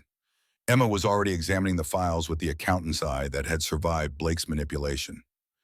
These are real. Blake's handwriting on the scanned documents, his encryption signatures on the digital files. This is his insurance policy. Hastings' voice carried new authority. Send me everything. I'm mobilizing now. Federal arrest warrants, international cooperation, the whole apparatus. Cole, where are you? Safe house in Oak Park. But CPD has warrants for my team. Then stay there. Don't move, don't engage. Let the system work. Cole thought about trusting systems that had failed to hold Kane accountable for 15 years, about waiting while Kane's people hunted Emma and his team. The alternative was continuing the fight, but continuation meant going up against resources they couldn't match. How long until your people arrive? 3 hours, maybe 4. Can you hold that long? Cole looked at his team. Reaper checking weapons, Mac treating his injuries, Doc uploading files, Father Brennan resting under Emma's care. Looked at the safe house that would become a fortress if Kane found them before federal authorities arrived. We'll hold. We always do. The line went dead and Cole gathered his team for final defensive preparations. The safe house had good bones, reinforced entry points, clear fields of fire supplies for extended siege. But 4 hours against Kane's resources meant they needed every advantage. Reaper took the second floor, setting up his rifle to cover the street approaches. Mac and Tommy rigged improvised explosives at entry points, nothing lethal but enough to channel attackers into kill zones. Doc prepared the medical station because he'd learned in Ramadi that casualties were inevitable, and preparation was the difference between saving lives and watching brothers die. Emma stood watching from the kitchen window, and Cole moved to her side because she'd earned honest assessments instead of comfortable lies. This is the part where you tell me everything's going to be fine. Her voice held irony that made Cole's lips quirk despite the situation. Everything's going to be chaotic and violent, but if we hold for 4 hours, federal authorities arrive and Kane loses. Emma turned to face him and her eyes held questions she'd been carrying since the restaurant. Why are you doing this? Really, it's not just Father Brennan or your daughter. There's something else. Cole considered deflecting, maintaining professional distance. But Emma had fought beside him, had trained and adapted, and refused to break despite everything Kane had thrown at them. She deserved truth. Because I'm tired of watching good people get destroyed by evil ones. Because for 25 years I followed orders that sometimes meant protecting bad people from good ones. Because maybe if I save you, it balances some ledger that probably doesn't exist, but I need to believe in anyway. The honesty landed between them like confession, and Emma's hand found his with surprising certainty. You're a good man, Cole Maddox. Better than you think. The moment stretched and Cole became aware of how close they stood, how her fingers had laced with his, how her eyes held something beyond gratitude. He should step back, should maintain professional boundaries, should remember that principals and operators didn't cross lines that led to complications. But Emma was already moving closer, and Cole found his discipline failing as her other hand came up to his face. The kiss was tentative and fierce in equal measure, Emma rising on her toes to close the distance, while Cole's free hand found her waist on instinct. It lasted 3 seconds before Mac's voice shattered the moment. Boss, we've got vehicles approaching. Multiple SUVs, armed personnel. Kane found us. Cole broke away from Emma with effort that felt physical, and his brain shifted from whatever had been happening to tactical necessity. He moved to the window and counted vehicles, 6 SUVs, disgorging armed men who moved with military precision. Reaper's count came through calm and deadly, 24 tangos visible. More in the vehicles. We're outnumbered 6-1. Cole's mind ran the math and found no good options, but surrender wasn't on the list. Then we make them pay for every inch. Defensive positions. Weapons free. Emma grabbed his arm as he moved toward the stairs. Cole, there's too many. We should surrender, wait for the authorities, and let Kane execute us before they arrive. We fight. His voice came out harder than intended, and Emma's face showed hurt before determination reasserted itself. She released his arm and moved to where Doc had prepared the medical station. Then I helped Doc. I won't hide while you die for me. Cole wanted to argue, but Mac was calling targets, and Reaper's rifle was already working the distinctive crack of precision fire that meant the battle had started whether Cole was ready or not. Reaper's rifle spoke first, the controlled rhythm of a professional who understood that ammunition was finite and every round needed to count. From his second-floor vantage point, he picked targets with surgical precision, squad leaders first, then shooters moving toward flanking positions, then anyone carrying communications gear. 6 shots, 6 bodies, and Kane's assault force learned that approaching the safe house meant dying in the street. Cole watched through reinforced windows as the attackers adapted, using vehicles for cover and suppressive fire to pin down Reaper's position. They moved like professionals, and Cole recognized the tactical patterns from his own training, former military, probably Spetsnaz or Delta washouts, who'd gone private for better pay and fewer rules. Kane had brought serious capability, which meant the 4-hour timeline had just shortened dramatically. Mac's voice came through calm despite the chaos erupting outside. "Boss, they're setting up for coordinated assault. 2 teams flanking east and west, main force holding center. Classic 3-prong push."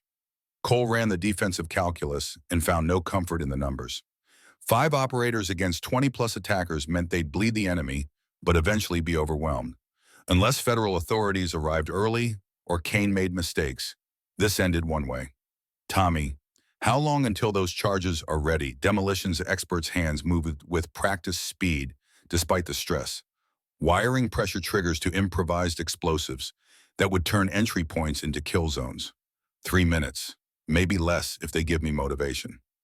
A burst of automatic fire stitched the safe house exterior, bullets punching through drywall in clouds of white dust. Emma flinched but held position beside Doc, and Cole saw her hands already preparing medical supplies with the focus that came from having a job that kept panic manageable. Reaper's count came through methodical and grim. Tango down, that's 7 total, but they're getting smarter using smoke for concealment.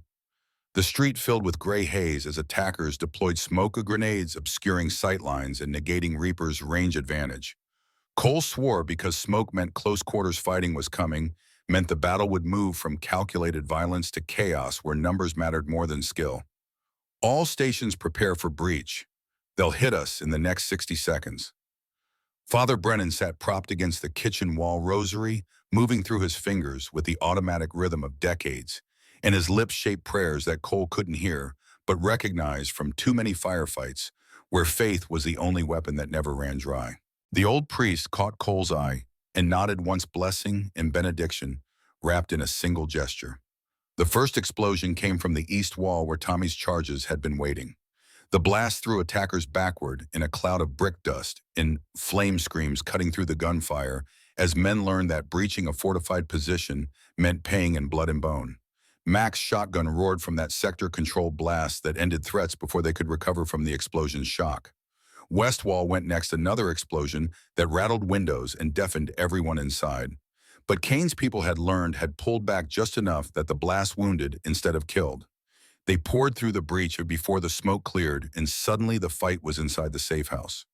Cole met them in the hallway with controlled violence that came from muscle memory and 10,000 hours of close-quarters battle. Double tap to the first shooter transition to the second control pair that dropped him mid-stride. Third target was faster, got a burst off that chewed plaster near Cole's head before Cole's return fire punched through body armor and ended the threat. Reaper abandoned his rifle for the compact MP5 he'd kept for exactly this scenario, the weapon better suited for hallways and rooms where engagement distances measured in feet instead of yards. His suppressed fire was almost gentle compared to the cacophony of automatic weapons, but gentle didn't mean ineffective. 3 attackers went down before they realized death had come from above. Doc's position in the kitchen became medical station, and fighting position combined his sidearms steady as he fired over Emma's head to drop a shooter trying to flank through the dining room. Emma didn't scream or freeze. She grabbed the fallen attacker's rifle with hands that shook, but didn't hesitate, checking the weapon with movements Cole had taught her 72 hours ago. Safety off, magazine seated, ready to fire. Her voice carried determination that made something in Cole's chest clench with pride and terror, because she shouldn't be here, shouldn't be fighting for her life against professional killers, should be safe somewhere far from the violence that defined his world. Stay down and only shoot if they get past me. Emma's answering look suggested she understood the odds of that happening weren't good.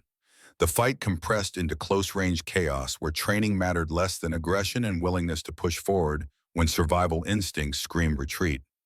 Cole cleared rooms with Mac, their movements synchronized from years of operating together, one high, one low, overlapping fields of fire that turned hallways into death traps. Bodies accumulated, some moving and groaning, others still as the grave in the safe house filled with smoke and copper, and the particular smell that came from violence inflicted at close range. Tommy's voice crackled through static-filled radio. "Boss, they're pulling back. Count is 14 down, maybe 6 still mobile."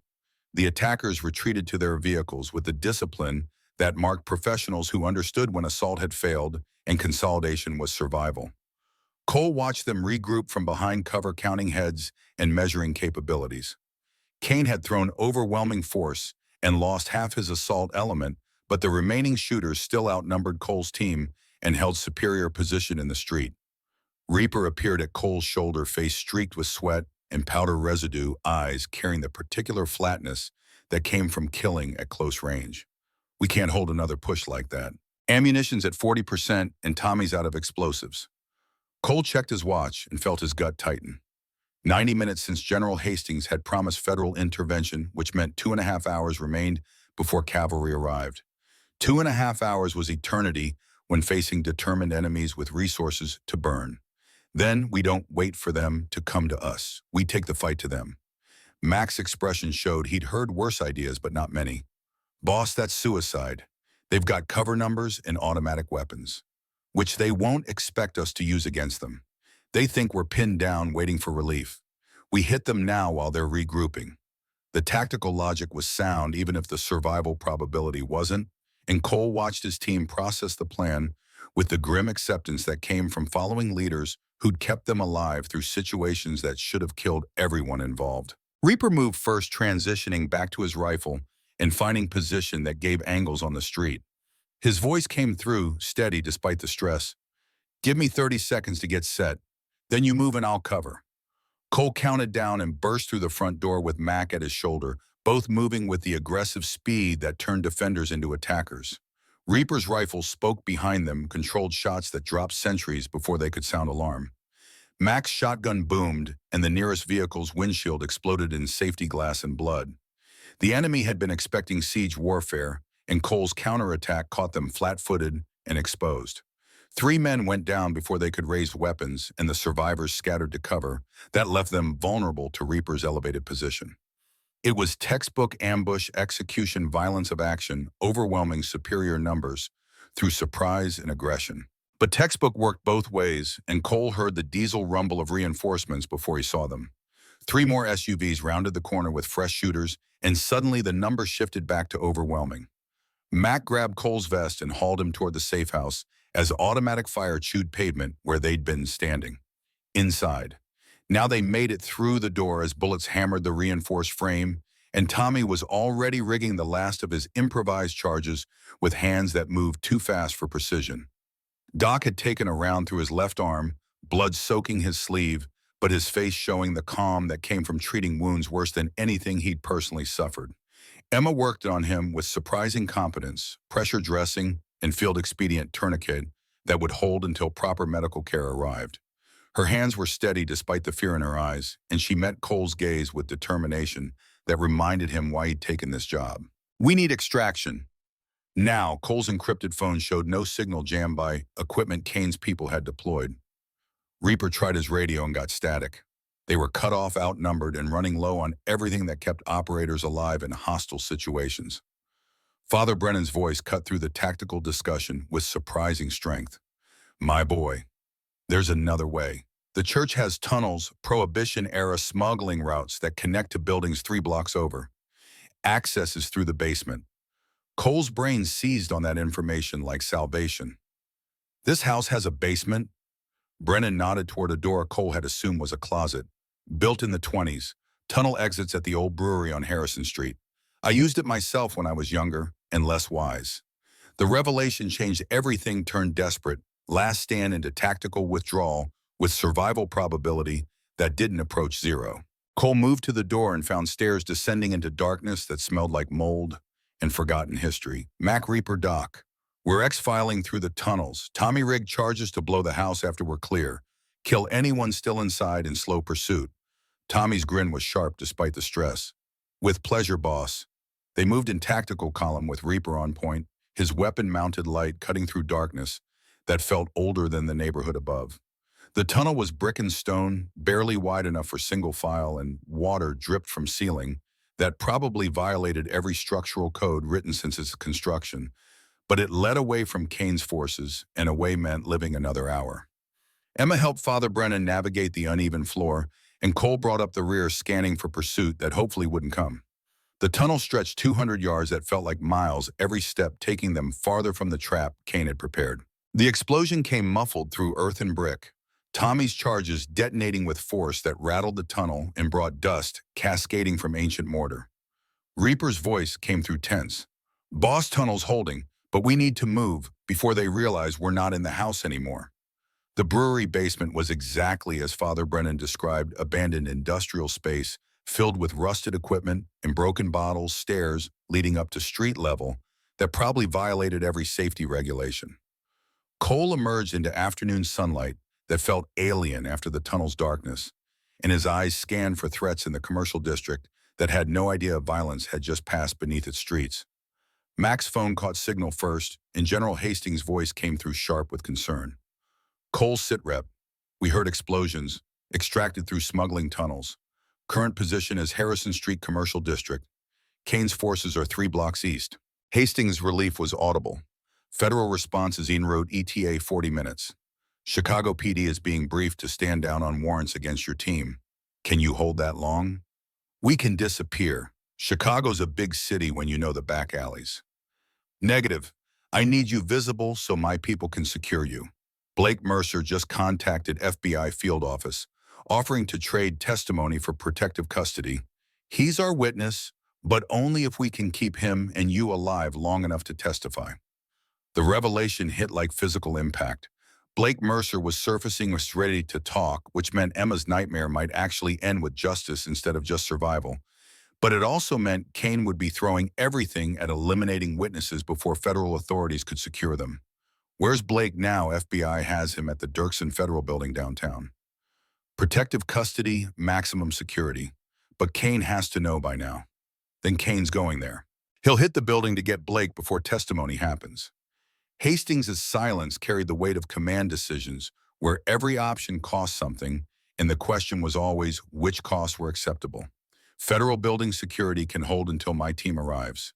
Your job is staying alive until then. Find cover, maintain position, and wait for extraction. Cole looked at his team, Doc bleeding, but functional Father Brennan struggling, but upright. Reaper and Mac running on adrenaline and determination. Tommy checking his remaining explosives with the focus that came from knowing the fight wasn't finished. Looked at Emma watching him with eyes that held questions about what came next. General, with respect, Kane's not hitting the federal building. He's hunting us. Because we're the ones who can authenticate Blake's testimony, who can confirm the digital evidence is real. Hastings processed that tactical reality faster than most flag officers. Then I'm sending FBI to your position. Hostage rescue team full tactical. They'll secure you until my people arrive. Cole gave their coordinates and ended the call, then gathered his team for the tactical discussion that would determine whether they survived the next 30 minutes. Kane knows we escaped. He'll be searching this area systematically, and we're low on ammunition and down a safe house. We need cover until federal response arrives. Max scanned the commercial district with a professional assessment that came from urban combat experience. We're exposed here. Too many sight lines, too little cover. We need to get inside somewhere defensible. Reaper pointed to a building 3 blocks north, concrete and steel, that looked like it could withstand serious assault. That parking garage. Multiple levels controlled access, clear fields of fire from upper decks. The plan was solid enough given limited options, and Cole nodded agreement. They moved through back streets with the tactical discipline that made civilian eyes slide past just another group navigating Chicago's afternoon without drawing attention. The parking garage was public access, and Cole's team dispersed through levels with practiced efficiency. Reaper took the roof with his rifle, establishing overwatch that commanded approaches from 3 directions. Mac and Tommy rigged improvised defenses at the vehicle ramps. Nothing elaborate, but enough to channel attackers into prepared positions. Doc set up medical station on the 3rd level, where Emma could help while staying protected. Father Brennan settled onto a concrete bench, and his weathered face showed exhaustion that went beyond physical injury. Cole, my boy, I'm slowing you down. Leave me with Emma and complete your mission. The suggestion made Cole's jaw tighten, because leaving people behind wasn't in his operational vocabulary, wasn't part of the code that had carried him through 3 combat tours and 100 impossible situations. I didn't carry you out of that church to abandon you in a parking garage.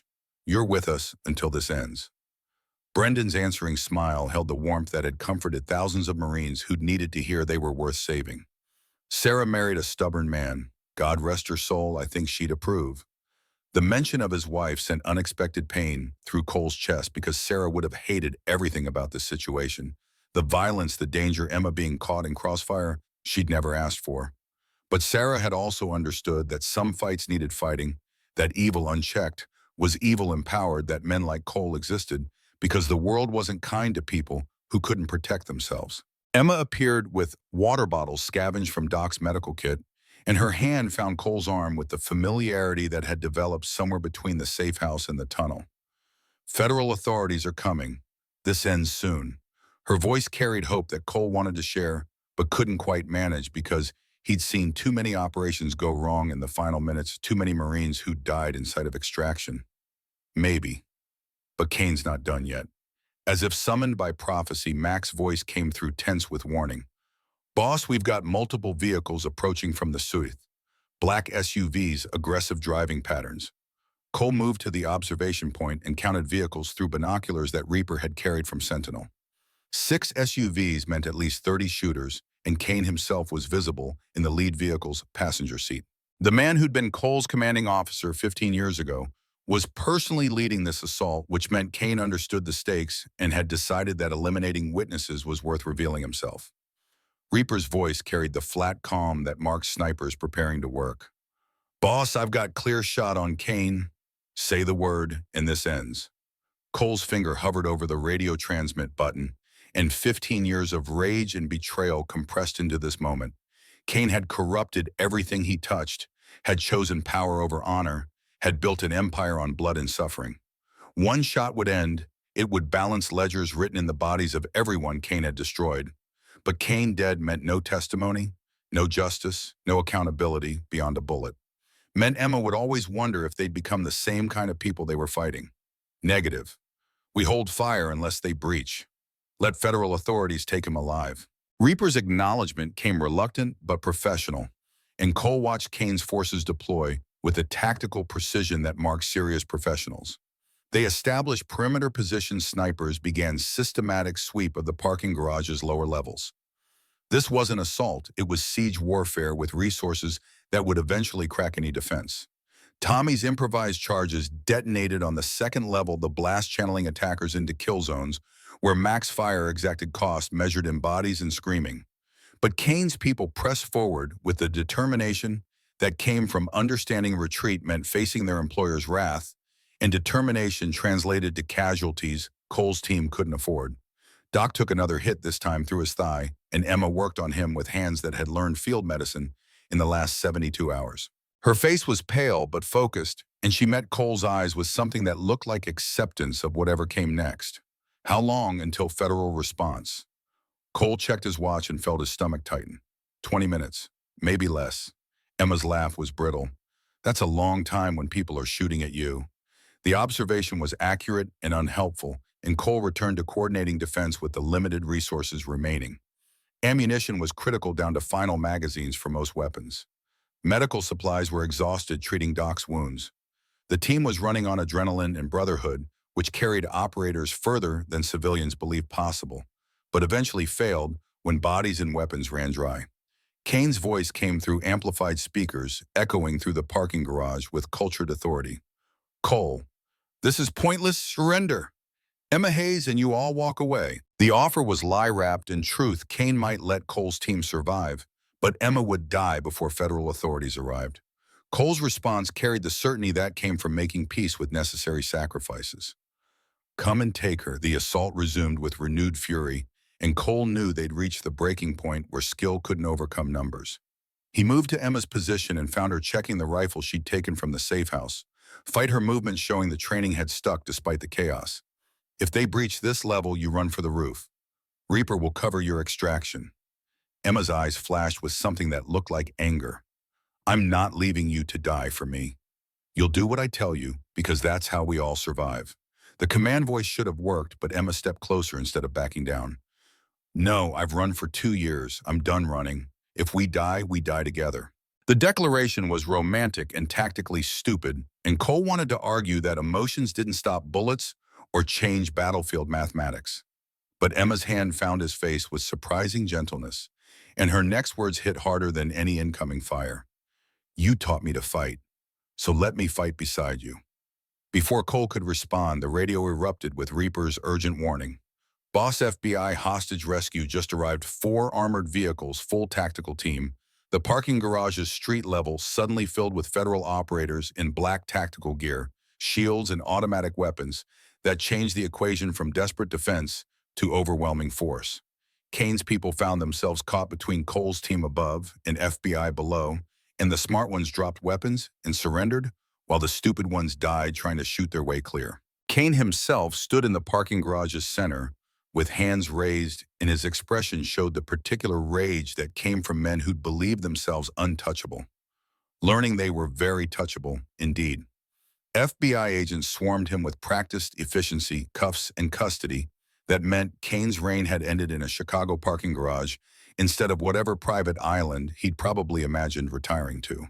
The lead FBI agent approached Cole's position, and her expression showed she'd been briefed on enough details to know this wasn't standard protective custody. Colonel Maddox, Special Agent Sarah Chen, FBI hostage rescue. General Hastings sent us. Are you and your principal secure? Cole looked at Emma standing beside him, still holding the rifle at dock, being treated by FBI medics, at Reaper and Mac and Tommy, checking each other for injuries, and Father Brennan, offering prayers of thanksgiving. Looked at the bodies in brass and blood that marked where they'd held ground against overwhelming odds. We're secure. Principal is safe. Victor Kane is your prisoner. Agent Chen's answering smile held professional satisfaction. And Blake Mercer is singing like a canary at the federal building. Between his testimony and the digital evidence you provided, we've got enough to dismantle Kane's entire network. The words should have brought relief, but Cole felt only exhaustion that went deeper than physical fatigue. He'd kept Emma alive, had protected. Father Brennan had completed the mission despite everything Kane had thrown at them. But the cost measured in bodies and trauma and permanent scars that would shape the rest of Emma's life. Emma's hand found his again, and her voice carried understanding that shouldn't be possible for someone who had only known violence for 72 hours. It's over. We won. Cole wanted to believe that, wanted to think winning was possible when the price was this high. But Father Brennan's voice carried the wisdom that came from decades ministering to warriors who'd survived battles but lost something in the winning. Victory isn't clean, child, but it's still victory. And you're both still breathing, which means tomorrow remains possible. The FBI secured the scene with professional efficiency, collecting evidence and taking statements and beginning the bureaucratic process that would eventually result in trials and sentences. General Hastings arrived 2 hours later with Pentagon authority and federal resources that made Chicago PD's earlier arrest warrants disappear into bureaucratic amnesia. She found Cole watching the sunset from the parking garage's roof, and her expression showed she understood the particular exhaustion that came from operations where everyone technically survived but nothing felt like victory. Hell of a job, Marine. Kane's network is finished. 3 countries have issued arrest warrants, 5 more are cooperating with investigations. You ended a terrorist operation that's been running for 15 years. The words were meant to comfort, but they landed flat because Cole was still calculating casualties, the dead on both sides. Doc's injuries that would require months of recovery. Father Brendan's trauma that prayer wouldn't completely heal, and Emma's innocence lost to violence she'd never asked to witness. How many died today, general total count? Hastings' face showed she'd expected the question. 42 confirmed. Kane's people mostly, but some civilian casualties from the church shooting. It'll be in the news cycle for weeks. 42 people dead because Blake Mercer had run a fraud and Victor Kane had decided loose ends needed elimination. The mathematics of violence never balanced, never made sense, never quite justified the cost, even when the alternative was letting evil flourish. Blake's testimony, how solid is it? Hastings pulled out a tablet showing legal documents that made Cole's head hurt. Federal prosecutors say it's airtight. Combined with the digital evidence and forensic accounting, Kane's looking at life without parole minimum. Possibly execution if we can prove the international terrorism charges. Cole nodded because justice mattered, because accountability was the difference between civilization and chaos. But justice didn't resurrect the dead or erase the nightmares that would haunt everyone who'd survived today. Emma appeared in the rooftop doorway, and Hastings gave Cole a knowing look before excusing herself with the professionalism that marked officers who understood when private conversations needed privacy.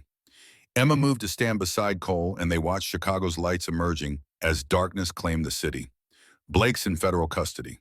They're saying he'll testify against everyone, Kane, the corrupt cops, everyone involved in the fraud. Her voice carried something beyond relief, something that sounded like closure, or maybe just exhaustion that came from running out of adrenaline. You did it. You kept me alive until the system could work. Cole thought about that assessment and found it inadequate. We did it. You fought when you needed to, adapted when circumstances changed. You survived because you refused to quit. Emma's laugh was soft and bitter. I survived because a stubborn Marine refused to leave me behind. Don't minimize what you did, Cole. The moment stretched, and Cole became aware of how close they stood, how her shoulder pressed against his arm, how her breathing had synchronized with his somewhere during the chaos. He should step back, should maintain professional distance now that the operation had concluded. But Emma turned to face him, and her eyes held questions that went beyond tactical debriefs. What happens now after all this? Cole considered the question with the seriousness it deserved. In the immediate future came depositions and trials testimony and legal proceedings that would occupy months. Beyond that stretched uncertainty shaped by choices neither of them had made yet. You rebuild, start your business, help other fraud victims create something good from what Blake destroyed. Emma's hand came up to his chest, resting over the heart that had somehow kept beating through 3 combat tours in today's violence. And you, what do you do? The question shouldn't be complicated, but Cole found no easy answers. Sentinel security was burned compromised by Chicago PD's raid and Kane's assault. His team would scatter to other jobs, other cities, other missions. Father Brendan would recover and return to his shelter. And Cole would continue the work of protecting people who needed protection, because that was who he was, and changing identity wasn't possible when identity was carved from 25 years of service. Same thing I've always done. Find people who need help and help them. Emma's expression showed that wasn't the answer she wanted, but before she could press further, Mac appeared with news that demanded immediate attention. Boss Blake Mercer's asking to see Emma. Says he won't testify until he talks to her face to face. The revelation made Cole's jaw tighten because Blake had spent 2 years destroying Emma's life, and the idea of giving him one more opportunity to manipulate felt wrong on levels Cole couldn't quite articulate. But Emma's face showed determination that suggested she'd been waiting for this conversation. I'll see him. I need to look him in the eye and hear him explain why. Cole wanted to argue that Blake's explanations wouldn't satisfy that closure was myth sold to people who needed neat endings. But Emma had earned the right to face her demon, had earned the right to hear whatever pathetic justifications Blake offered for the destruction he'd caused. Then I'm coming with you. Emma's answering smile held gratitude and something warmer. I wouldn't want anyone else. The Dirksen Federal Building was fortress architecture translated to bureaucratic function, concrete and steel, designed to withstand everything short of military assault. FBI agents escorted Cole and Emma through security checkpoints that made airport screening look casual, and they emerged in an interview room where Blake Mercer sat handcuffed to a table that had seen thousands of confessions. Blake looked different than Cole's intelligence photos suggested, older, thinner, with the particular exhaustion that came from running for 2 years and finally accepting that running was finished. His eyes, when they met Emma's, held something that might have been regret if Cole was feeling charitable, though more likely was just self-pity that came from facing consequences. Emma, thank you for coming. Blake's voice carried the smooth charm that had probably convinced hundreds of people to trust him with their savings, and Cole watched Emma's expression harden as she recognized the manipulation even in apology. I didn't come to forgive you, I came to understand why. Blake's face cycled through emotions that looked rehearsed. Shame, sorrow, defensive, justification. When he spoke, his words sounded like they had been practiced in front of mirrors. I never meant for you to get hurt. The fraud was supposed to be victimless, just moving money from people who didn't need it to investments that would have paid everyone back eventually. The rationalization was pathetic and Emma's laugh was sharp enough to cut. Victimless, you destroyed families, stole retirements, used my credentials to legitimize theft on massive scale, and then you framed me and disappeared. Blake's composure cracked and something uglier showed beneath the charm. You could have stopped it. You signed documents without reading them. You trusted me because it was easier than asking questions. Cole's hand moved toward his weapon before conscious thought because blaming the victim was line even scum like Blake shouldn't cross. But Emma's hand on his arm stopped him, and her voice carried steel that made Blake flinch. You're right. I trusted you because I loved you. And you exploited that trust because you're a coward who preys on people's best qualities. But here's the difference between us, Blake. I learned from my mistakes. You're still making excuses. Blake's face went white, and Cole saw the moment when he realized Emma wasn't the same woman he'd manipulated 2 years ago. She'd been forged in violence and survival, had learned to fight back, had discovered strength that came from refusing to be victim anymore. Emma leaned forward, and her next words carried finality. You're going to testify. You're going to name every person involved in your schemes. And then you're going to prison for decades. And I'm going to rebuild my life while you rot. That's justice, Blake. And it's more than you deserve. She stood, and Cole rose with her, ready to leave Blake to whatever deals federal prosecutors had offered in exchange for testimony. But Blake's voice stopped them at the door. Emma, wait. Please, I'm sorry. For everything. I know it doesn't fix anything, but I need you to know I'm sorry. Emma looked back, and her expression held something that looked like pity. I forgive you. Not because you deserve it, but because carrying hatred would make me like you. And I refuse to let you take anything else from me. The door closed on Blake's shocked face, and Cole found himself respecting Emma's strength more than he'd respected most operators he'd served with. She'd faced her destroyer and walked away intact, which was victory that had nothing to do with bullets and everything to do with refusing to be defined by trauma. The elevator descent was silent until Emma's shoulders started shaking, and Cole realized she was crying with the delayed shock that came from holding composure until safe to release it. He pulled her against his chest, and she sobbed with the kind of raw release that came from 2 years of suppressed emotion, finally breaking free. When she finally pulled back, her eyes were red but clear, and her voice carried new strength. Thank you for being here, for protecting me, for seeing me as more than just another job. Cole's response came easier than expected. You were never just a dog. From the moment Father Brendan showed me your photo, you were someone worth protecting. Emma's hand came up to his face, and this time when she kissed him, there was no urgency, no fear. Just the gentle exploration that came from people discovering connection in the aftermath of chaos. Cole kissed back with the tentative hope that maybe life after violence was possible, that maybe Sarah and Katie would have approved of him finding reason to keep fighting. They broke apart when Mac cleared his throat from the elevator doorway, and his grin showed he'd been there long enough to witness more than professional courtesy. Boss hate to interrupt, but General Hastings wants final debrief. And Father Brendan says he's taking everyone to dinner because we survived, and that deserves celebrating. The debrief took 3 hours of detailed testimony about every phase of the operation, federal prosecutors and Pentagon officials taking notes that would eventually become classified reports that justified resources expended and lives lost. Cole answered with the mechanical precision that came from decades of after-action reports, but his mind kept drifting to Emma sitting beside him, her presence anchoring him to possibilities beyond just mission completion. Hastings concluded the session with news that made Cole's team relax for the first time since the church assault. Chicago PD has officially withdrawn all arrest warrants against Sentinel security personnel. Mayor's office is calling today's events isolated incident involving federal matters beyond local jurisdiction. Translation, they're pretending they weren't complicit in Kane's operations. Mac's snort conveyed what he thought of that translation, but political realities were above Cole's pay grade. What mattered was his team could return to Chicago without facing false charges, could rebuild Sentinel and continue the work of protecting people who needed protection. Dinner was at Castellano's because Father Brendan had insisted that returning to where everything started carried symbolic weight. The owner, Mr. Castellano himself, seated them at the best table with the kind of deference that came from FBI agents, explaining that the people who destroyed his kitchen during the wine incident had actually saved countless lives. The team gathered around the table, and Cole looked at the faces of men who'd followed him through Hellmac with his arm in a sling, but grin intact. Doc hobbling on crutches, but already planning a return to operational status. Reaper quiet but present, Tommy nervous energy, finally channeling into actual enjoyment. Father Brendan led a prayer that thanked God for protection and asked blessing on those who'd fallen, and even Cole, who'd stopped believing in divine intervention years ago, found himself murmuring, Amen.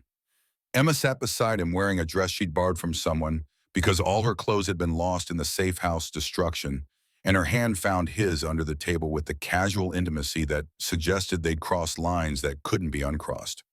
Cole should probably worry about that, should consider the complications that came from relationships born in combat. But Sarah's voice in his memory whispered that life was short and love was rare, and Cole had learned through her death that waiting for perfect timing meant missing everything that mattered. Mac raised his glass, and his voice carried the weight of brotherhood forged through shared danger. To the boss who taught us that protecting the innocent isn't just a job, it's who we are. The team echoed the toast, and Cole felt the familiar weight of command mixed with something new, something that looked like hope for futures beyond just mission completion. Emma's toast came next, her voice steady despite everything she'd endured. To second chances, and to the people who make them possible. The dinner stretched into evening as stories emerged, Mac recounting the estate infiltration, Reaper describing his sniper work during the church battle, Tommy detailing the tunnel rigging with explosive expertise that made civilians nervous and operators appreciative. Emma listened with the fascination that came from understanding she'd survived something extraordinary, and her questions showed she was processing trauma into narrative that made sense. Father Brendan pulled Cole aside after dessert, and his weathered face showed concern that went beyond physical injuries. My boy, what happens with you and Emma? After all this, the question should have been simple, but Cole found complicated answers. I don't know, Father. She deserves better than a burned-out Marine with nightmares and 25 years of baggage. Brendan's laugh was gentle. Perhaps, but what she wants might matter more than what you think she deserves. Have you asked her? Oe looked across the table to where Emma was laughing at something Tommy said, her face transformed from the terrified woman in Castellano's kitchen 72 hours ago. She caught him watching and smiled with the kind of warmth that made his chest tighten. Not yet. Brendan's hand found his shoulder with surprising strength. Then ask. Sarah would want you to be happy. Katie would want you to live, not just survive. Give yourself permission to have more than missions and memories. The words landed with weight that Cole carried through the evening and into the drive back to the hotel, where FBI had secured rooms for everyone involved in testimony. Emma rode with him instead of in the federal vehicle assigned to her protective detail, and the drive through Chicago's night was quiet until she broke the silence. I've been thinking about what comes next. After testimony and trials, Cole kept his eyes on the road but his attention on her. And I want to start the consulting business, help people who've been where I was. But I also want... She trailed off, and Cole risked a glance to find her watching him with expression that held vulnerability and determination. I want you. If you'll have me. The declaration should have terrified him, should have triggered all the defenses he'd built against connection after losing Sarah and Katie. But instead, Cole felt something that looked like relief, like permission to stop punishing himself with isolation. I'm 51. You're 29. I have nightmares and scars, and I'm not always good at emotions. Emma's hand found his on the gear shift. And I have trauma from Blake and trust issues, and I'm learning to shoot because I never want to feel helpless again. We're both damaged. Maybe we can be damaged together. Cole pulled over because some conversations required full attention, and when he turned to face Emma, her eyes held certainty that made his remaining objections seem hollow. I'm not good at relationships. Sarah and I had 20 years to figure each other out, and even then I failed her by not being there when Emma's fingers pressed against his lips, stopping words that had haunted him for 5 years. You didn't fail her. A drunk driver failed her. And Cole, she's gone. I'm here and I'm choosing you despite knowing exactly who you are and what you've done. The kiss was longer this time, deeper, carrying promise beyond just survival. When they broke apart, Cole found words that had been locked away since the funeral. I love you. I don't know when it happened or how it's possible after 3 days, but I love you. Emma's smile was radiant. I love you too. Now take me to the hotel before I do something inappropriate in your truck. The laugh that escaped Cole was genuine and surprised him with its presence because humor had been scarce commodity for 5 years. But Emma made him laugh, made him hope, made him believe that maybe Father Brendan was right and permission to be happy didn't require suffering forever. 6 months later, Cole stood in Veterans Memorial Park watching hundreds of people gather for the annual ceremony honoring fallen soldiers. He wore dress uniform with medals and ribbons that documented 25 years of service, and Emma stood beside him in elegant dress that suggested her consulting business was thriving. The invitation to speak had come from the ceremony organizers who'd heard about his role stopping Kane's terrorist network, and Cole had accepted because some messages needed saying. He approached the podium and looked out at a crowd that included veterans and families, people who understood sacrifice, and people who were just learning its weight. My name is Cole Maddox. I served 25 years in the Marine Corps. His voice carried across the park steady despite nerves that hadn't troubled him in combat situations. I lost brothers in Fallujah and Kandahar in places whose names are still classified. For a long time I thought I died with them, that I was just going through motions.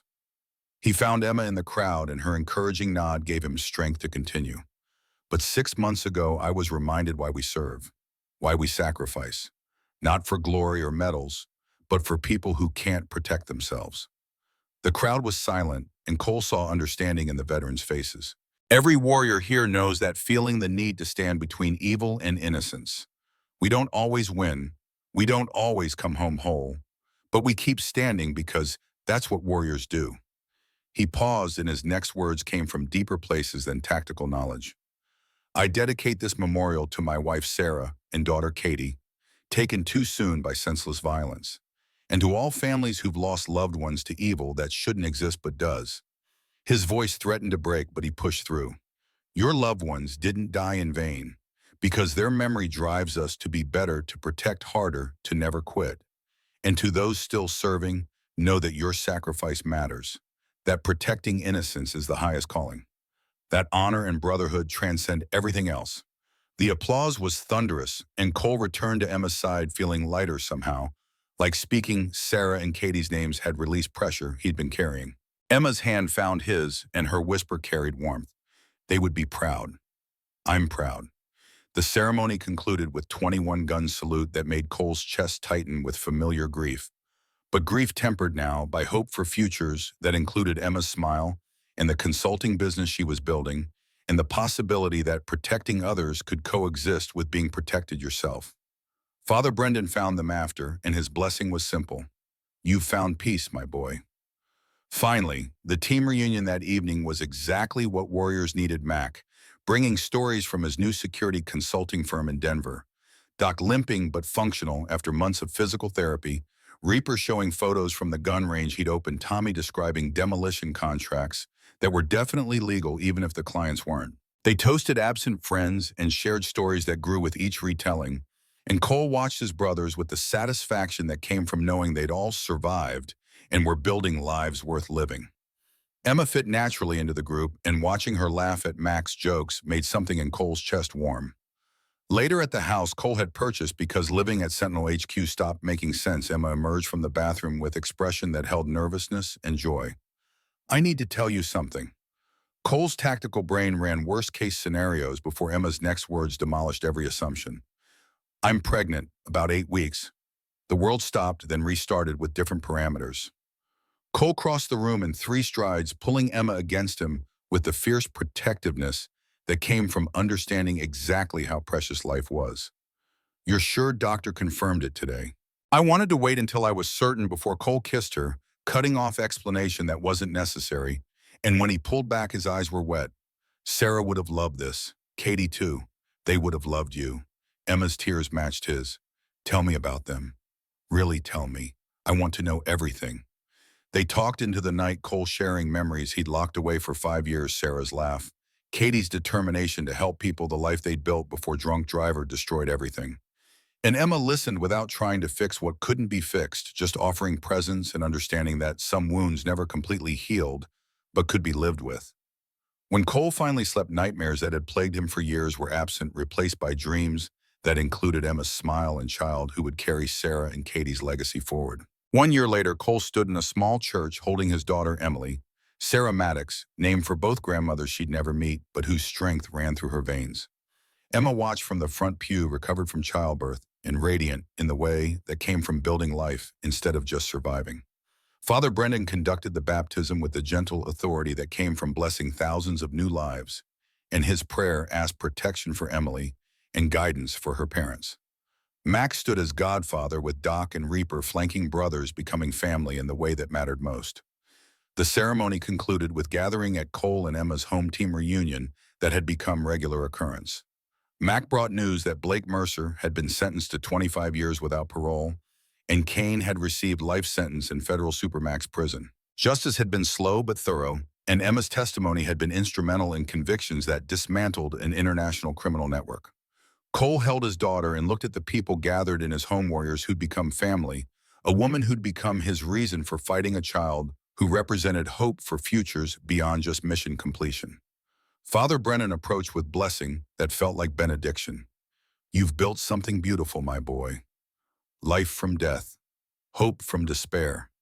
This is what warriors do when they stop fighting long enough to live." Cole thought about that assessment and found truth in places he'd never expected. He'd spent 25 years protecting strangers, then 5 years punishing himself for failing to protect the people who mattered most. But Emma had taught him that protection and living weren't mutually exclusive, that warriors could defend innocence and still build families worth defending. Emily stirred in his arms and her eyes opened, Sarah's eyes carrying curiosity that would someday become Katie's determination to help people. Cole felt the weight of responsibility that came from raising a daughter in a world that wasn't always kind, but he also felt the support of brothers who'd proven that standing together made impossible things possible. Emma moved to his side, and her hand on his shoulder carried warmth that had become home. "What are you thinking?" Cole looked at his daughter, at his wife, at the family he'd built from ashes of loss and trauma. "That I spent 5 years believing I was dead inside. That my purpose died with Sarah and Katie.